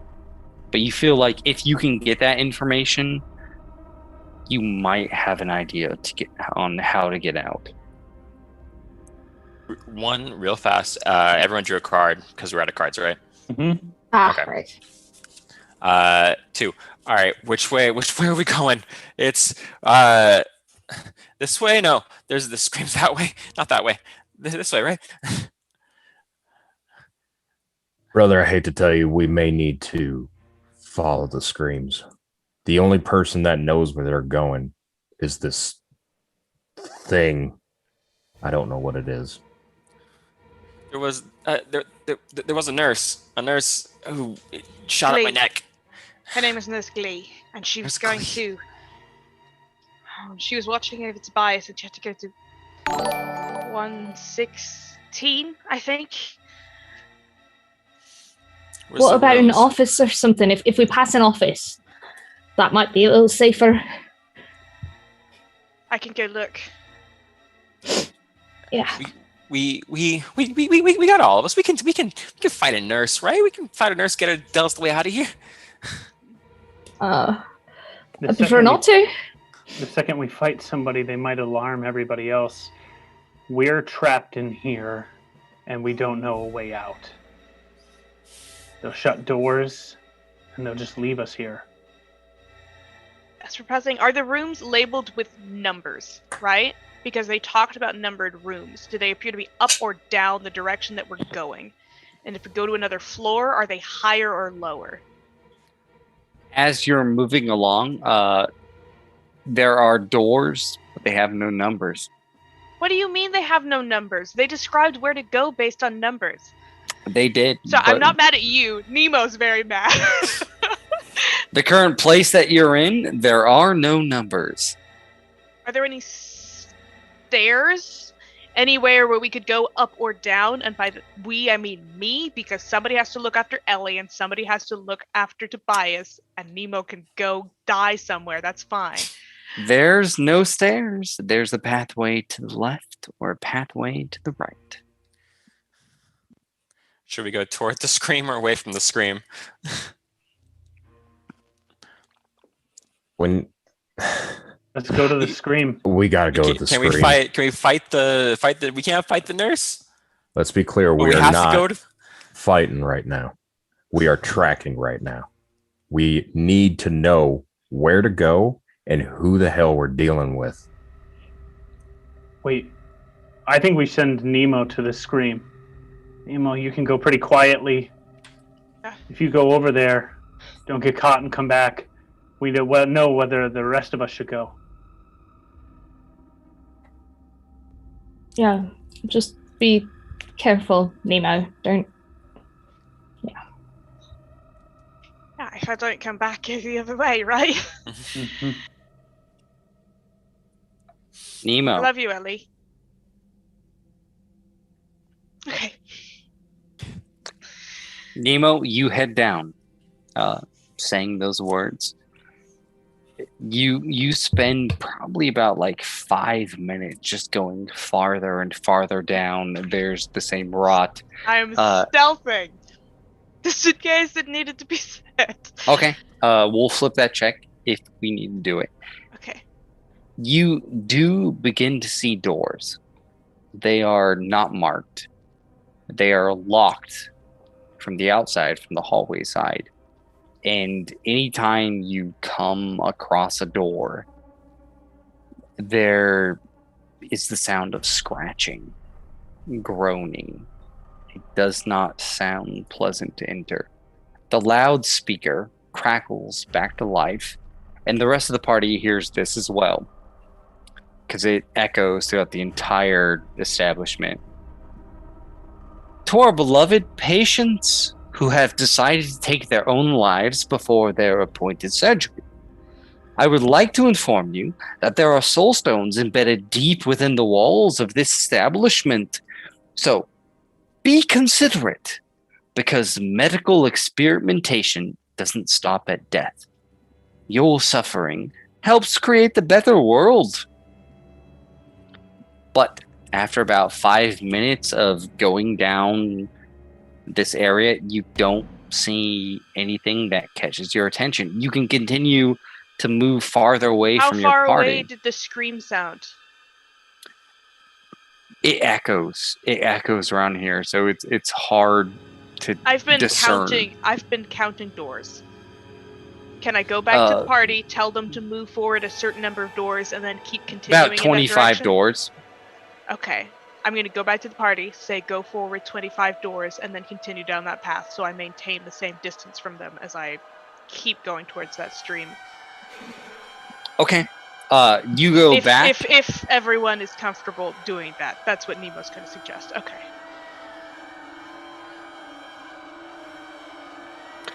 You go back, get the party, tell them to come up. You lead them into sort of a crossroads where they have to wait for you to go farther in, and you continue to go farther and farther up. Before you continue, once you get to that crossroads, which is about 10 minutes, because like now you're finally moving together as a group. There are 2 rooms. On the left, it says office. On the right, it says cold storage. Cold storage, 100%. Is there anything that I can pick a lock with? I don't have my lock picking set. Before you go into cold storage, as all of the party gets to this place, the halls have a new sound. Sharp. Cold. hard. A heavy metal blade dragging against damp stone. It's coming towards you. Up ahead, it's about to round the corner. There's nowhere to hide in the halls, but there are 2 rooms. There is cold storage and the office. Each of these rooms have no official label. There's just like sort of like someone took a knife and carved it into the metal. You guys have a couple moments. I need you to instinctively say where you're going to go. You have no time to discuss. You have to go left or right. You have to dodge. There's no planning here. There is where you are going to go. So keep that in your head. We're going to go through each party member. Do you go left or right? Do you go to the office on the left or cold storage on the right? Where do you go? Nemo, you're up front. Where do you Cold go? storage. Office, cold. Nemo quickly dives into the right. The other 2 of you, you have this moment happening. The rest of you, where do you go? Meave. Office. Meave, you quickly dive into the office as whatever horror is about to happen is coming towards you. Frey, where do you go? Office. Frey, you follow Meave directly into the office. Ellie, where do you go? Cold storage. Ellie, you go into cold storage. Tobias, you're looking. Half your party went one way. Half your party went another way. Where do you go? I think Meave was holding me up, so I'm probably going to follow Meave into Yeah. the office. I guess. Meave. All right. Gonna Ellie- shove Tobias under the desk. Mm. As my gently as hand? possible. Sorry. What's the hand? Puts his hand over his mouth. The good hand over his mouth. Ellie and Nemo, you dive into the office. Dive into the cold storage. The rest of you go into the office. You guys quickly dive in. In your moment of panic, it's hard to assess the situation. But once you are inside, you quickly discover the office has a one-way mirror. It's looking out into the hallway. The interior of the office holds the same destructive mess as the rest of the hospital, but the furniture isn't rotted. A splintered desk is shoved into the far corner, paper spilling out of the upturned drawers. A chair, now nothing but a pile of broken wood, lays in the center of the room. Medical degrees hang crooked in shattered frames on the wall. With a notice check, you can investigate more. Yeah, Maeve's looking for blueprints or anything useful. What's my TN? I need a target 7 notice check, and I also need a target 7 literacy check. Okay. 11 of masks for notice. I'll try that literacy. You got Okay. literacy? I've got Hit me, literacy, yeah. Toby. Alright. Oh, you did this. You did one. I'll do the other. Yeah. I got a 7 for literacy. All right. Mead speeds. First of all, Meave. An out-of-place plaque lays on the floor. It is emblazed with beautiful bronze lettering with the name Dr. McMorning. Though the wall is covered in broken frames, one frame is straight. And on that frame is a letter with a bloody handprint. It's kind of out of character for how just disarrayed everything is, but it looks like this frame was intentionally kept sacred. You walk up to it, you read it, and Yeah, behind Meave is the actually gonna glass- take it off the wall and hand it to Tobias and be like, Tobias, look at this. Since Tobias got the literacy check. Perfect. Tobias, you read it, and it says, "To my dearest friend, despite the whispering rumors of your oddities, I know you have a good heart. With your medical expertise, I doubt Sonia would still be with us. I will never forget what you have done, and no matter what happens, I will have your back. Thank you for your hard work and the sacrifices you have made, Lady Justice. And as you read this, Toby, you're reminded of some information that came in the Tattler a few years back. You are familiar with the tale of Dr. McMorning. He was a medical genius within the guild who saved the head of the witch hunting department, Sonia Crid, kept her alive. He brought her back to life. You're not entirely sure what happened to him. After all, the Tattler tends to alter the facts. Yeah, But he was what some kind of hero, right? He saved the witch hunter. Good job for him. He saved her. He saved her, but not a hero. From what you remember from the papers, he was consumed by resurrectionist influence, and he betrayed the guild in a large battle that could have rid Malifaux of the influence of the undead. There was an interview attempt with Lady Justice, but she refused to comment. Judging by what Nellie Cochran wrote, he is probably one of the most dangerous people in Malifaux. Okay. So you guys over here, Dr. McMorning? He's apparently we're in his house right now. Can't say I know much, but doesn't sound good. No, he's incredibly dangerous and a resurrectionist. Joy. Yeah. Okay. That's great. Well, no, information is good. Information helps. Thank you, Tobias. Ray is not We'll just paying have attention to any of this. He is essentially in, you could call it a hunter mode, waiting for this bladed person to come out, and he is anticipating ambushing him if he goes into cold storage. I like that. Neve, can I get a target number 9 notice check? Oh, okay. Come on, don't do that. Can I? There we go. I might need to cheat that. Let me have a look. Yep. Nope. Actually, I don't have anything good enough to cheat that. Right now I've got a 4. Does how much I lose by matter?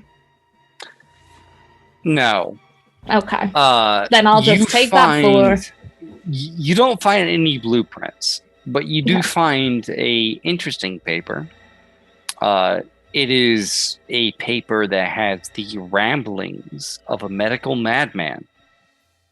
There are case files that talk about, hey, if you add additional lungs, do humans have better aquatic capabilities? If you add additional brain, are they smarter?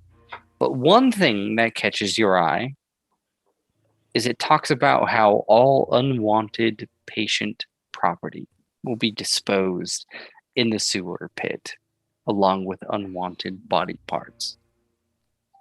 Really? You do not know where this is, but you kind of have an idea of where your guys' gear might be. All right, Tobias is letting Frey do his thing. Tobias, if we can find the sewer pits, that's where our stuff is. Sewer pits. Okay. Yeah, just in case you wanted to take a dip in the sewers again. Yeah. We got to get our stuff back. We got to get out of here. I got to get some of those pain drugs. But what's the plan? We gonna want to break the exit first, or we need what's closer? Let's see where this knife person goes, and go from there. We've got to stay away from him if we can, and if he doesn't go into cold storage, we need to be not detected, and so the next plan is find that sewer drain and find the way the hell out of here. All right. Good plan. Right. You're standing guard. You're watching. for a moment, you don't feel threatened because you notice that whatever is approaching is a short, pale, portly man that hobbles down the hall. Then his arm raises, and you can see a massive circular saw that just revs up.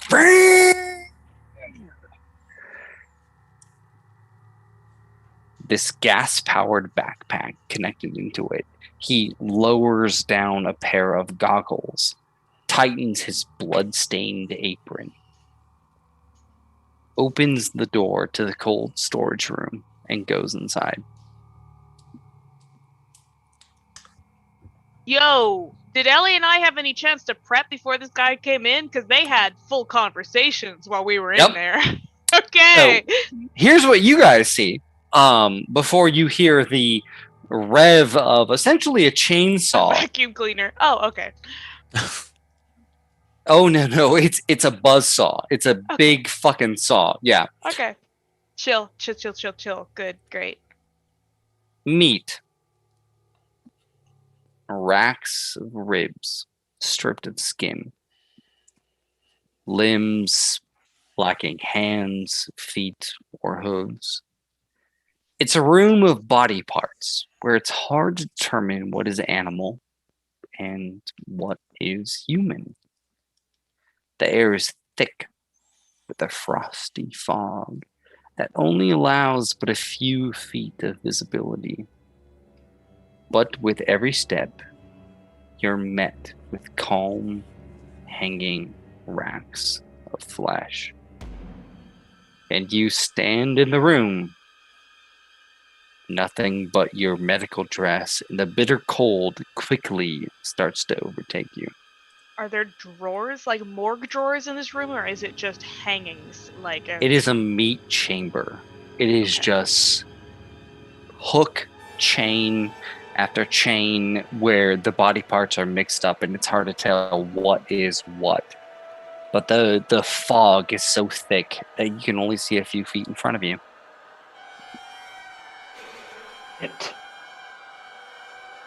I'm gonna start going towards the back of the room. I'm just gonna go into the fog, right? Can I get both of you to flip a stealth check? Yes. What's my target number? Ian? Target number is 11. Can I give advantage if I get an 18? You cannot give advantage to other people, so no. Okay, cool. Just wanted to check. I did get an 18. Okay. Is stealth speed-based? Stealth is cunning-based. Yes, cunning. Oh, thank God. All right, well, I failed anyway with a 7.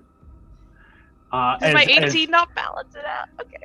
Nope. Ellie's just going to be looking around for a second and then following behind you, but you're leading the way into the fog. So, Ellie, you are following Nemo, who is a very, very good master of stealth. But, as I said, you can only see a few feet in front of you. You're moving, pushing aside the meat racks, and then Nemo's gone. And you find yourself standing alone in this area. You begin to panic. Maybe a few whispers of Nemo. But quickly you see like an object, maybe a desk or something, and you quickly duck behind it.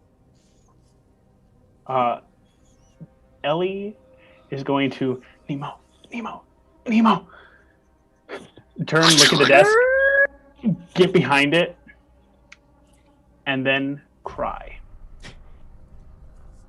Do I know how much damage someone would take if they were up on one of these meat hooks? No. There would be no way for you to know that. Okay. Never mind. I am going to clutch my knees behind the desk and cry. With how shitty her stealth check was, do I know where Ellie is? Give me a notice check with disadvantage because you can't see within 2 feet in front of you. Okay. Target number 10. Great. I Can't got cheat. an Disadvantage. I got a 7 of rams.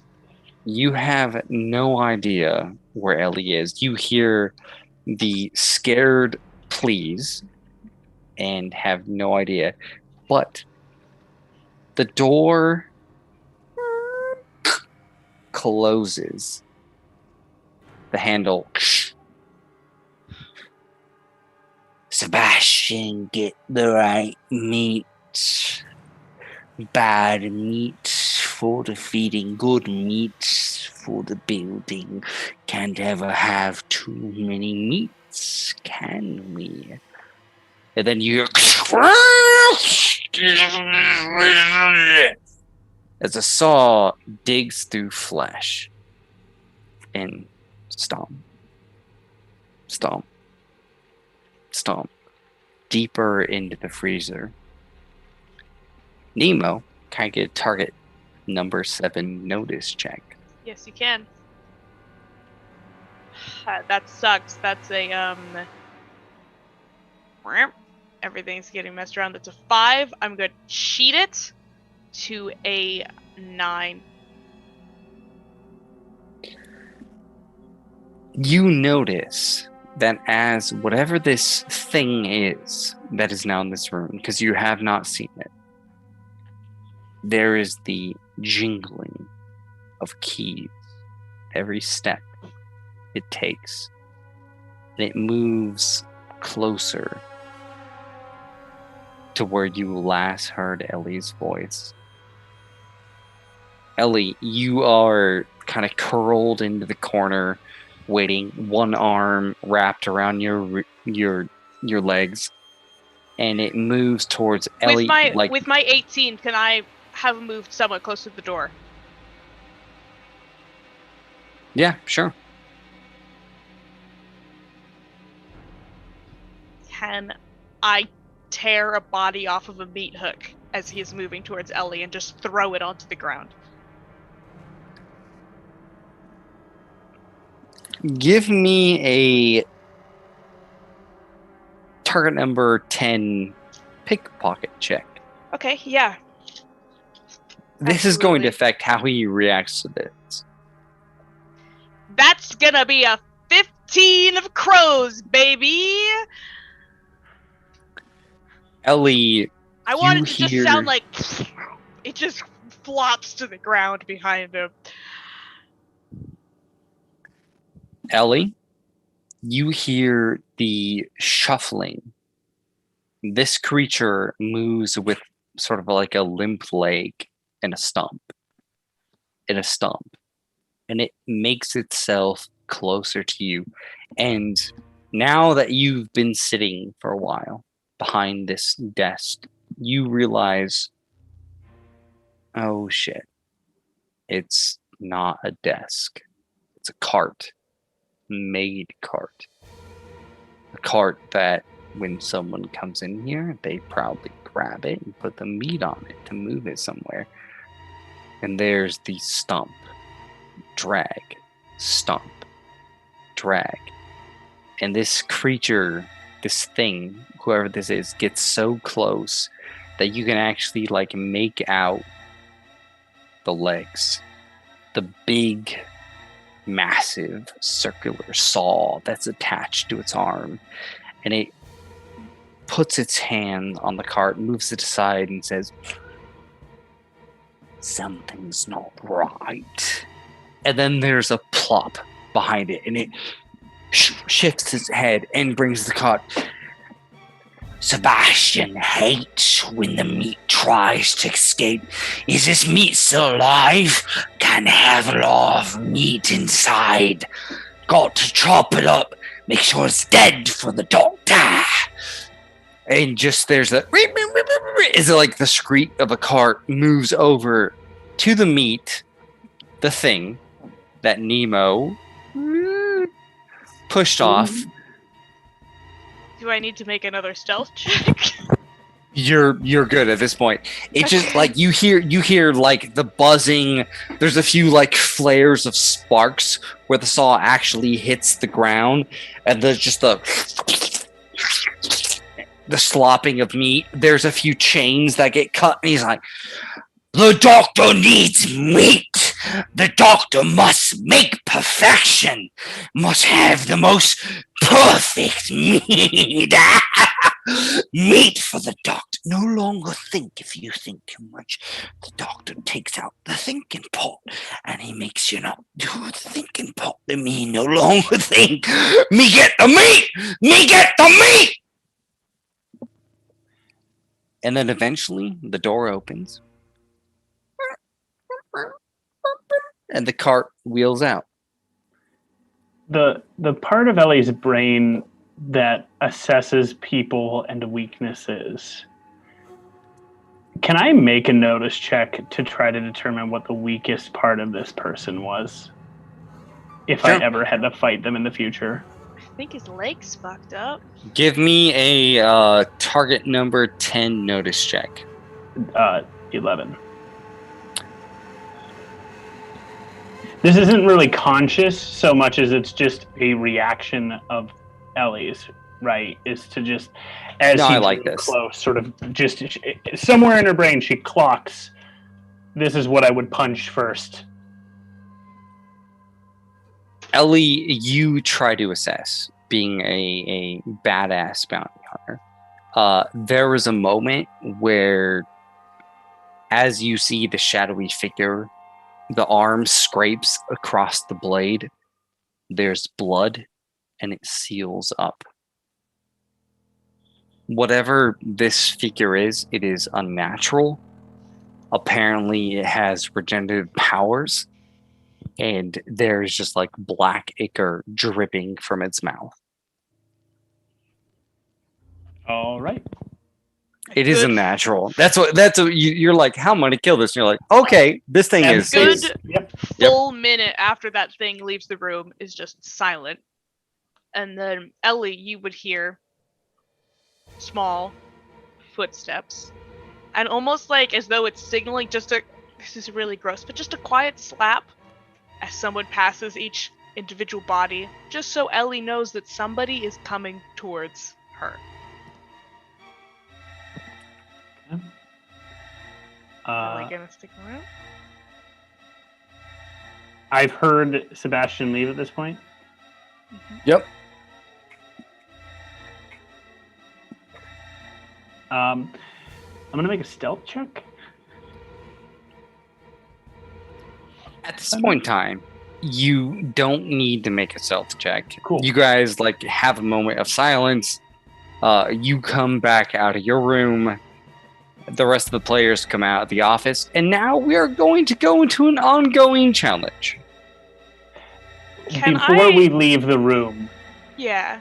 as Nemo does get close to Ellie, Nemo, you find Ellie on the ground, now not hidden behind anything, but just sort of looks up in your direction. There's a fear, there's a lot of emotions, but fear is the predominant one, sort of like a helpless fear. And as you draw close, she just slowly gets up, shivering in the cold, and gives you a hug. Nemo will hold Ellie back and say, I don't care.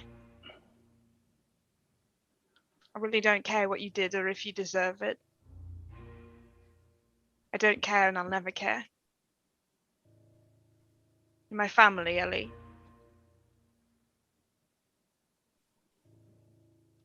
As you say that, you see a wave of relief wash over Ellie.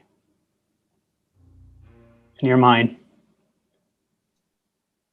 I love you. Let's get out of this. Yeah. Yeah. And Nemo will lead Ellie back out the way that she came down through the aisles, holding Ellie's hand to bring her to the door. At some point, she lets go of you oh, and you get more of not like she doesn't want to hold your hand, but it's she only has one hand and needs that hand to do certain things, so it's That's sort of fair. more of a practical thing for her. That's totally fair.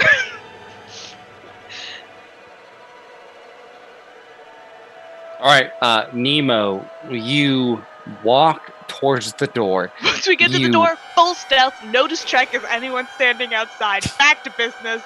Oh, it's not Yep. that simple. It's not that simple. Okay, cool. You reach, you grab the door. The light doesn't make sense here. It's illuminated, but it's kind of reflecting off the mist.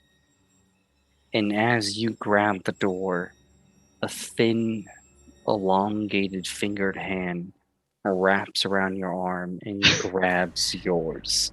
This is good news, you guys. Is it? Is it Nemo good news? That's not what that fully- means. Nemo thinks she knows what's happening. And she's gonna let it happen? It, like a snake or a worm, just Nemo slithers says, around. Hi.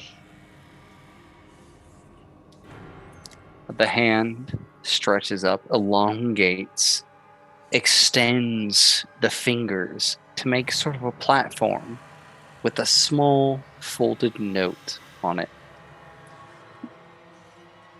I was trying to find you. You know, like, The fingers twitch.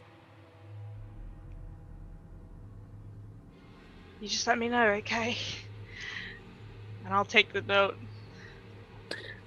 You grab the note, immediately sucks back into the door, gone. You open it up and it says, "Find death."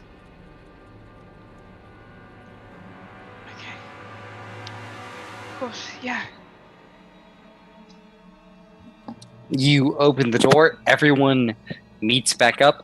Toby, do you want to tell anyone about what you know about McMorning? But everyone just kind of like meets in this hallway at this point. Frey, you saw like the short man go in, fucking chainsawing, and yeah, you're living with that demon. I imagine I would know who that person is, right? I assume so. I mean, you know who McMorning is. But not Sebastian. All right. Well, because you're like going off what the Tattler told you, right? And the Uh-huh. Tattler's like, McMorning's like a terrible person. Like the Tattler doesn't really keep track of the minions of McMorning. Okay. McMorning is a terrible person, and so are these 6 listed minions from his box. Yeah, right. Okay. All right. All right, guys. I know where we are. We're in fucking Dr. McMorning's hospital house. I don't know. He's bad news. He's a resurrectionist. We got to get out of here. He's gonna chop our bodies up and turn us into zombies. We gotta go. Yeah. Right.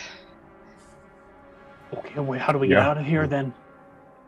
I mean, we got the sewer where they throw the garbage out. That's where our stuff might be. We got to find that first, Does the and we can sewer leave. get us out of here? Does the sewer get us out of here? Maybe. But it will have our things in it, and I think that would put us at a bit more of an advantage. Although I will say, if we find a way out of here before we find the sewer, we should probably just leave and call it even. Just, yeah. Although, you know, yeah, so, yeah, sewer or out. Sewer or out. I'm gonna say, I want to let you guys roleplay this out, but mechanically, from those of you in the office and those of you in the cold room, your gear is in sort of like the sewage dump.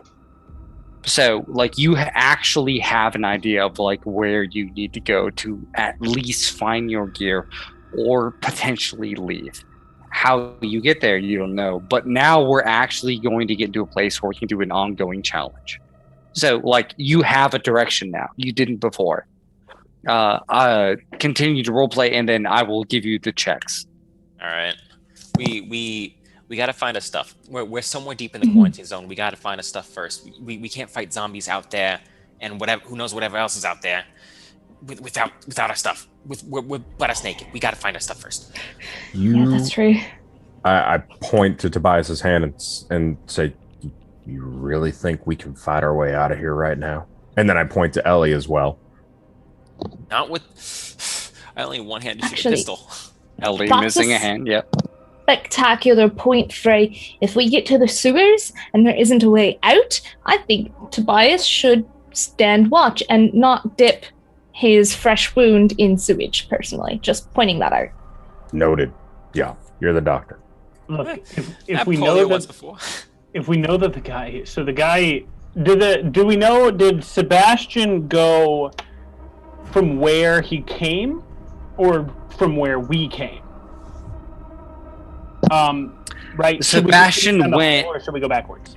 Like with the rickety cart, Sebastian went towards a direction. Let's start the ongoing challenge. Okay. Because it doesn't make sense for me to explain what direction he went until you make the ongoing challenge. So here's how this ongoing challenge is going to work. Normally, when we do a ongoing challenge, I have you make a few checks. You make it. This is going to be a little bit different. We are going to do these checks in levels. After you guys make 3 checks, we're going to go to the next one. 3 checks, next one. Because you need 8 checks to succeed. 3 failures means something really bad happens. And every 3 checks, you take 45 minutes. So we're going to do 3 checks, a little bit of story, 3 checks, a little bit of story, because it's going to take a little bit of time. So the target number is 9. You can use a engineering, track, or wilderness check. And as always, with ongoing checks, remember each person can make 1. We can't use any other kind of checks for the entirety of these 8 checks? If you can justify them to me, I might be okay. But remember, like, this is a place where you don't know if you're underground. You don't know if you're on a fucking skyship. You have no idea where you are. So let's start. I'm going to start with Frey, because I think Frey has track or wilderness. Frey. Listen, You wanna make y'all, a check? I know it's not popular, but I think we have to track the noise and follow it. Figure out where it is before we can decide where we go. And I got a 13 on my track. Maybe With we'll the find the 13. sewers on the way. Okay. With a 13, you notice the occasional, like, bloody footprint going down these halls, and you think you have a vague idea of where to go. Nemo, you get advantage with whatever check you make. I would like to make a stealth check to buy us more time, to keep us out of the way of people, to make sure that everyone who knows what they're doing and might be able to figure out how to get out of here has the time and space they need to do so. You can take advantage with stealth or notice. My If stealth you is take considerably better than my notice. If you take advantage of stealth, it will not add or take away, but it will give people advantage if shit goes to the fan. If you take advantage with notice, it could be a success. How does everyone else feel about that? Do you want me to give other people advantage, or should I just know? Do you? Yeah, you do you. Take yourself. Yeah. Only you get advantage, Nemo. You can't pass that advantage to someone else. Because your night friend is communicating with you. I'm going to do a notice check then. Advantage, target number 9. Red Joker. Ooh. It was a red Joker or a 17. So All right. I'm flying. So, I'm going to give you the normal advantage, and you can give me a positive that you want. The normal Okay, sorry, go ahead. the normal advantage is you remember your nighttime friends' words. Find death. You have been in a place that smells of bleach, chlorine. But according to what Tobias told you, all of your gear is dumped into a sewer where body parts are also dumped. If you follow the scent of death, you could find your gear. What is the bonus you get from that red joker?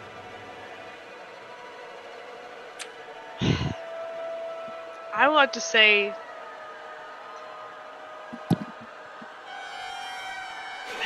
the path to following this smell is partially based on a sense of smell, but also just like a lengthening of shadows, almost a shadow cast against the wall of a man looking around, waiting for her around each corner they go around.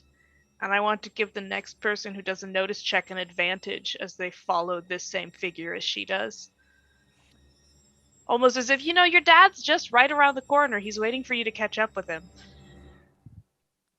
It's whoever makes the next check, their advantage is just like a creepy elongated man, shadows curling around the ceiling, the opposite Nemo saying, wall. don't worry about it, just follow him. Just fucking beckoning you.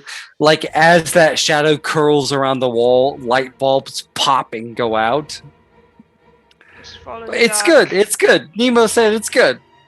So who's next? Who wants to make the check next? We gotta find.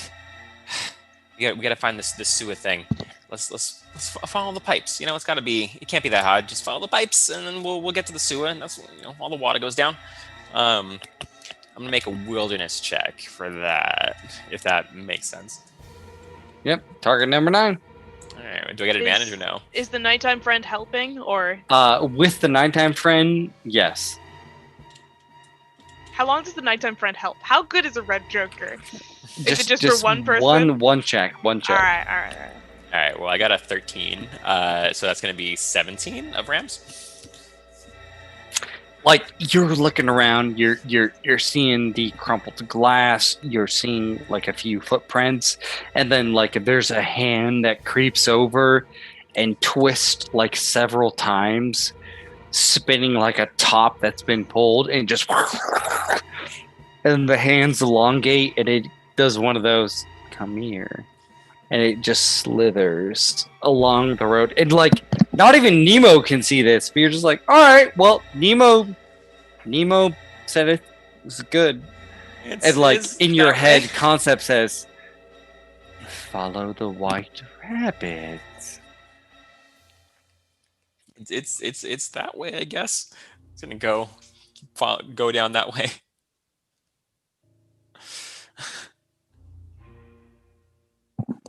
All right. With 3 successful checks, and so next time we do Red the Joker checks, counts as 2, right? Raw rules is written. Red Joker yeah, counts as 2. No, maybe. I was using the red Joker to give Toby advantage, Okay. so doesn't count as 2. I did flip over a 13 and a 10, which both would have passed. So It's too late. We gave him an advantage, but you guys have 3 successes, no failures. You guys follow the occasional blood footprint or boot print, smell of decay through the maze of hallways. Then you find yourself at a pair of steel doors. There's the occasional shuffling, scratching of vaguely humanoid gargoyles that kind of scream out. And as you make your way towards this door, you hear the following. Despite the rumors of your odysseys. Wait, no. Oh, shit. Oh, no, I'm lost. I'm not lost. Us My too. nighttime friend guides us forever. Everyone does. except Nemo is. Following, All following the creepy fingers that are like, yeah, come on. No, he's nice. He helped you follow the plumbing. I don't know why everyone's so suspicious of my friend with the long arms made of shadows. He doesn't want to replace your eyes with buttons. He's a nice guy. Of course. I'm pretty sure we've started to agree that, like, you know, obviously, Neverborn are good. Right. This isn't like an either or like a some thing. Apparently, this is just a blanket statement now. Yeah, no, they're all good, Was obviously. the eyes for buttons thing ever up for consideration? Wait, what about eyes for buttons? That's what I'm saying. It's like Coraline. Your nighttime friend has buttons for eyes? My nighttime That's so friend adorable. is the other mother. Yeah. All right. Okay. Yeah, I'm Okay. out. Alright. I'm not creeped out anymore. I'm here for it. Nope. All right, I'm sorry. I want to stay in the hospital and not go visit the nighttime friend. That's I'm with Ellie. We're gonna go back to cold storage and Let's go back we'll in catch you there. later. Yep. Yeah. Cold stuff. You guys come to this big steel door. Frey, you walk up, turn what is essentially like a vault door, open it up, and the speakers crackle to life. To our beloved patients who have decided to take their own lives before their appointed surgery, I would like to inform you that there are soul stones embedded deep within the walls of this establishment. So, be considerate, because medical experimentation doesn't stop at your death. Your suffering helps create a better world. Static shuts off. That's not my favorite of the announcements. So they got a few announcements on loop. Okay, I understand. Frey, So I turned the door. you open it up. For the most of you, it is pitch black. You can't see anything. Frey, you can. You make out the general shape of the room. In the center is a handful of operating tables, white sheets covering shapes, some humanoid, some not so much. A couple of stairs lead up into rows and rows of viewing seats, most of which are occupied by shadowy figures that all seem to be staring towards the center of the room. Left of you is the large throw switch that most likely operates the lights. You're in this weird situation where you can make out the shapes, but you're not entirely sure what's looking at you. What do you tell your friends? Y'all. Follow me closely. Do not lose me. We're not turning the lights on in here, but we are being watched. Okay. Let's stick by you. Noted. Tobias. Yes? Okay. Grabs Nemo with his good hand. Yeah. Yeah, Nemo is holding that. If Nemo's doing anything, she's holding that motherfucking hand. So I will start not stealthing. I want to be blatant but slowly moving so that my party can see me as they're moving behind me. Can we? I want to take Frey's hand, and then take Meave's hand. You only have one arm. Shit. You bite on Frey's Pick your shirt. favorite. I try anyway. I try anyway, and then just like. Okay. I go to the back of the line and I take Nemo's the last not above hand. this. Nemo takes Ellie's hand in the other hand, and then she bites the back of Frey's shirt. Ellie just brushes you off, and before we go in, Ellie's just going to be at the back of the line as the last hand. And Frey feels a cool breeze under his ass as Nemo bites his cloth, his gown. Maeve just kind of, and then tries to just stay focused on whoever's back is in front of them. Mm-hmm. This area is almost pitch black. Like, you guys have just enough light from the door you left open to illuminate the center. You guys cannot see the crowds, the circular room, the humanoid figure staring at you. Frey can, but you guys are just like, I don't know, we got led into a very, very dark room. Frey, as you are leading them in, trying to keep them calm, you get into the center of the room, and now your sort of night vision eyes can make out what is drawn on the chalkboard at the back of the room. There are sketches of a horse, sketches of a human, and there are sketches that are basically about combining a human and a man to make a scimitar. And you are looking around at the many, many different medical tables where the sheet has been thrown over, and notice that not all the parts are human. Some of them are very horse-like. And then you hear the squeaking of a cart, a wheel making its way towards all of you. Ah, God. Brent, I sent you a message. God. I sent you a message too, but in your mind, and it said, "Fuck this centaur." Fuck. Okay. I will try to I'll try to lead them to a hiding spot. The squeaky whale, I'm assuming, is the big buzzsaw dude with the cart. I don't like that so much, and we are right at the center table where I'm assuming he is coming to. So I'm going to try to angle it so that if need be, I can break off and flip the switch and flip the lights on. But just try to keep walking forward somehow.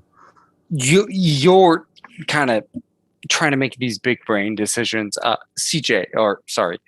Meave, your natural ability to sense the dead. All of the people in this audience are dead. They're dead. And you are kind of struggling with like squeaking at the cart, and it's coming towards you. You know, none of you can see. If you flip on the light, they're all dead.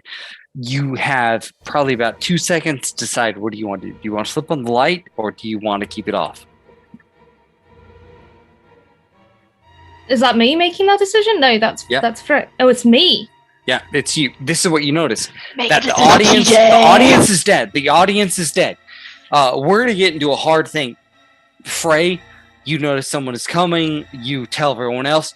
You guys have like a few seconds to hide. Meave, you know if you flip the light switch on, it will fuck up the stealthiness, but you could actually see what's going on in here, which could possibly be beneficial. But just, all right, no discussion. You got to make a decision. Frey, what do you do? Someone is coming in. No one else can see in the dark other than you. You can flip a light switch and hide, or you can just hide. What do you do? I whisper hide and just start like hoping that they hold on, but go for a hiding spot. All right, Frey, you run for a hiding spot. Tell everyone else to hide. Next up, we're going to do Meave, because I think Meave has some stuff to handle.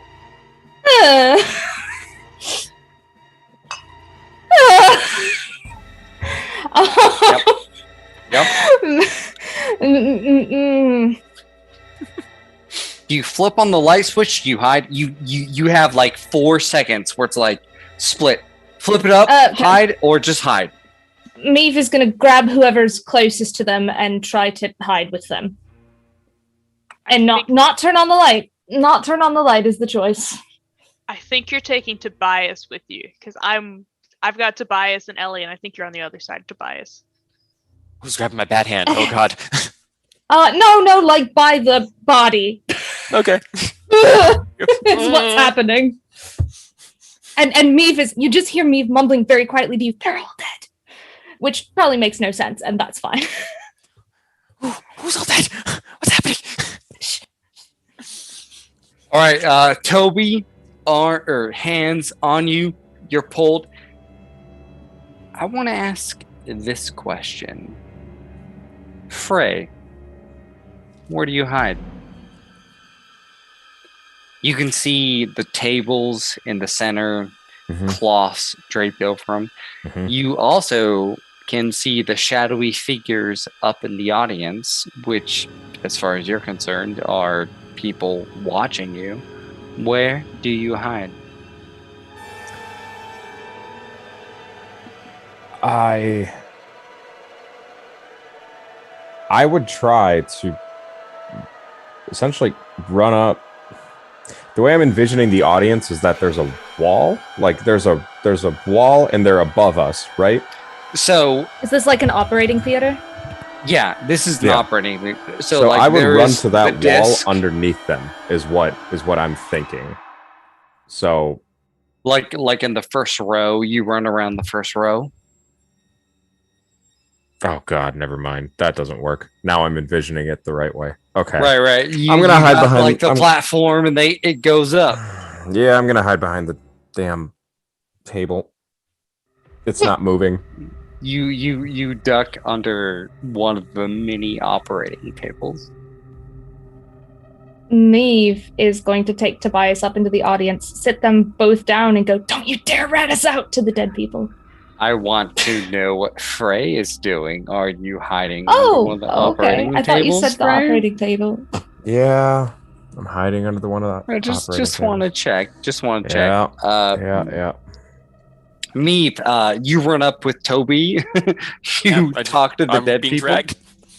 Yeah. Sits Tobias down, sits down next to him, looks at the dead people around them, and goes, "Don't you dare rat us out." You have this moment where, like, Toby, you don't know what the fuck is going on.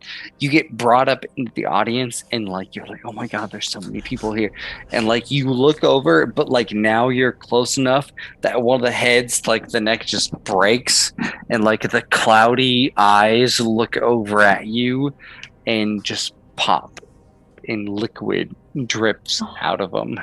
Oh my God!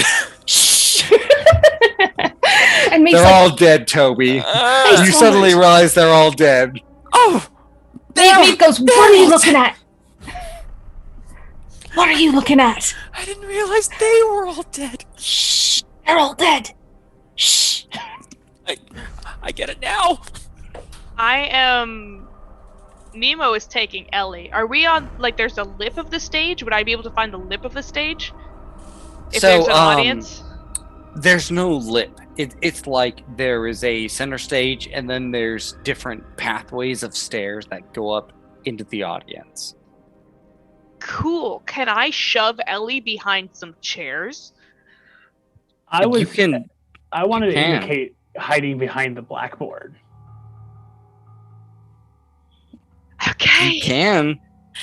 Nemo will assist Ellie in hiding behind the blackboard. She's going to try to get in such a position where we're not able to be seen by the approximation of a backstage or by the audience, like into the wings. I don't know what's going on. Ellie gives you a look in the dark. Right, the lights aren't on yet, right? We left the lights off. Yeah, we left the lights off. Yeah. I mean, Ellie's just sort of moving you more in the direction of the blackboard. Yeah, Nemo just fists her hands into your shirt and lets herself be dragged along. And then once we get behind the blackboard, just tries to settle you down into a position so we're huddling there together. Yeah, hold your crouch face down. Yeah. You guys settle behind the blackboard as Nemo pulls Ellie behind.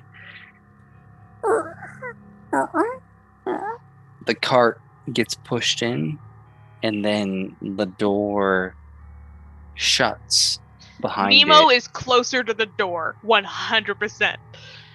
Like, whatever position Ellie and I are in, Nemo is closer to the door. You are closer to the door, but the door shuts behind the cart, and you guys are all in pitch blackness. And that's where we're going to end it Hey, tonight. Brent, have you considered going and fucking yourself? Yeah, that's where we're going to end it tonight. God, this game. Jesus Christ. Oh my This game is god. fucking nuts. Oh my god. It's a horror game, Zachariah. They're all My dead. fucking Oh my hell. god. My They're little all Fitbit. dead. My Fitbit's telling me I'm having a heart attack right now. Thanks a bunch, Brent. It's beeping at Oh me. god, Go I'm to at the 115. It's fine. It's fine. God damn. Hot damn. Oh. I don't like this Great. game anymore. I'm good. No, this is great. This is wonderful. Weren't I'm you a not the fan only of this undead member before of we the party. started? Welcome to Dr. McMornings. I think there's a lot of trauma to happen for the evening, and it's probably time to end it. Wonderful session, everyone. Excellent effort across the board. Horrifying, terrifying, nightmare-inducing, awful, just awful stuff. We want to shout out everyone who has joined us on our Ink and Lyre journey this evening.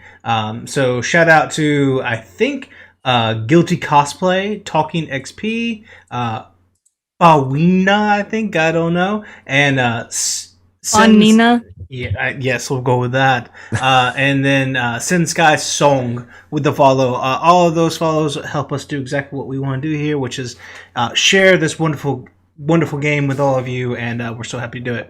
The next time you can find us is tomorrow, where CJ will be on introducing their new character on Candlekeep Mysteries with Iron Valor. That's at 7:30 Central Standard Time tomorrow. And then Friday we are launching our 24-hour live stream. That's going to start at 8 o'clock Central Standard Time on Friday and go 24 hours all the way into Saturday. So there is a ton of stuff on the schedule, and we will be getting to it one by one, and it's going to be so much fun. Then you can find us Mondays for Fate's End at 7:30 Central Time for our homebrew 5e game. So you can find us at Ink and Lyre everywhere. Support us on Patreon. Subscribe here if you have your Amazon Prime stuff. All that kind of fun stuff. Go follow the cast everywhere. All that fun stuff. So thank you everyone for joining us, and we will see you next week. And we're going on a raid. So y'all have a good one.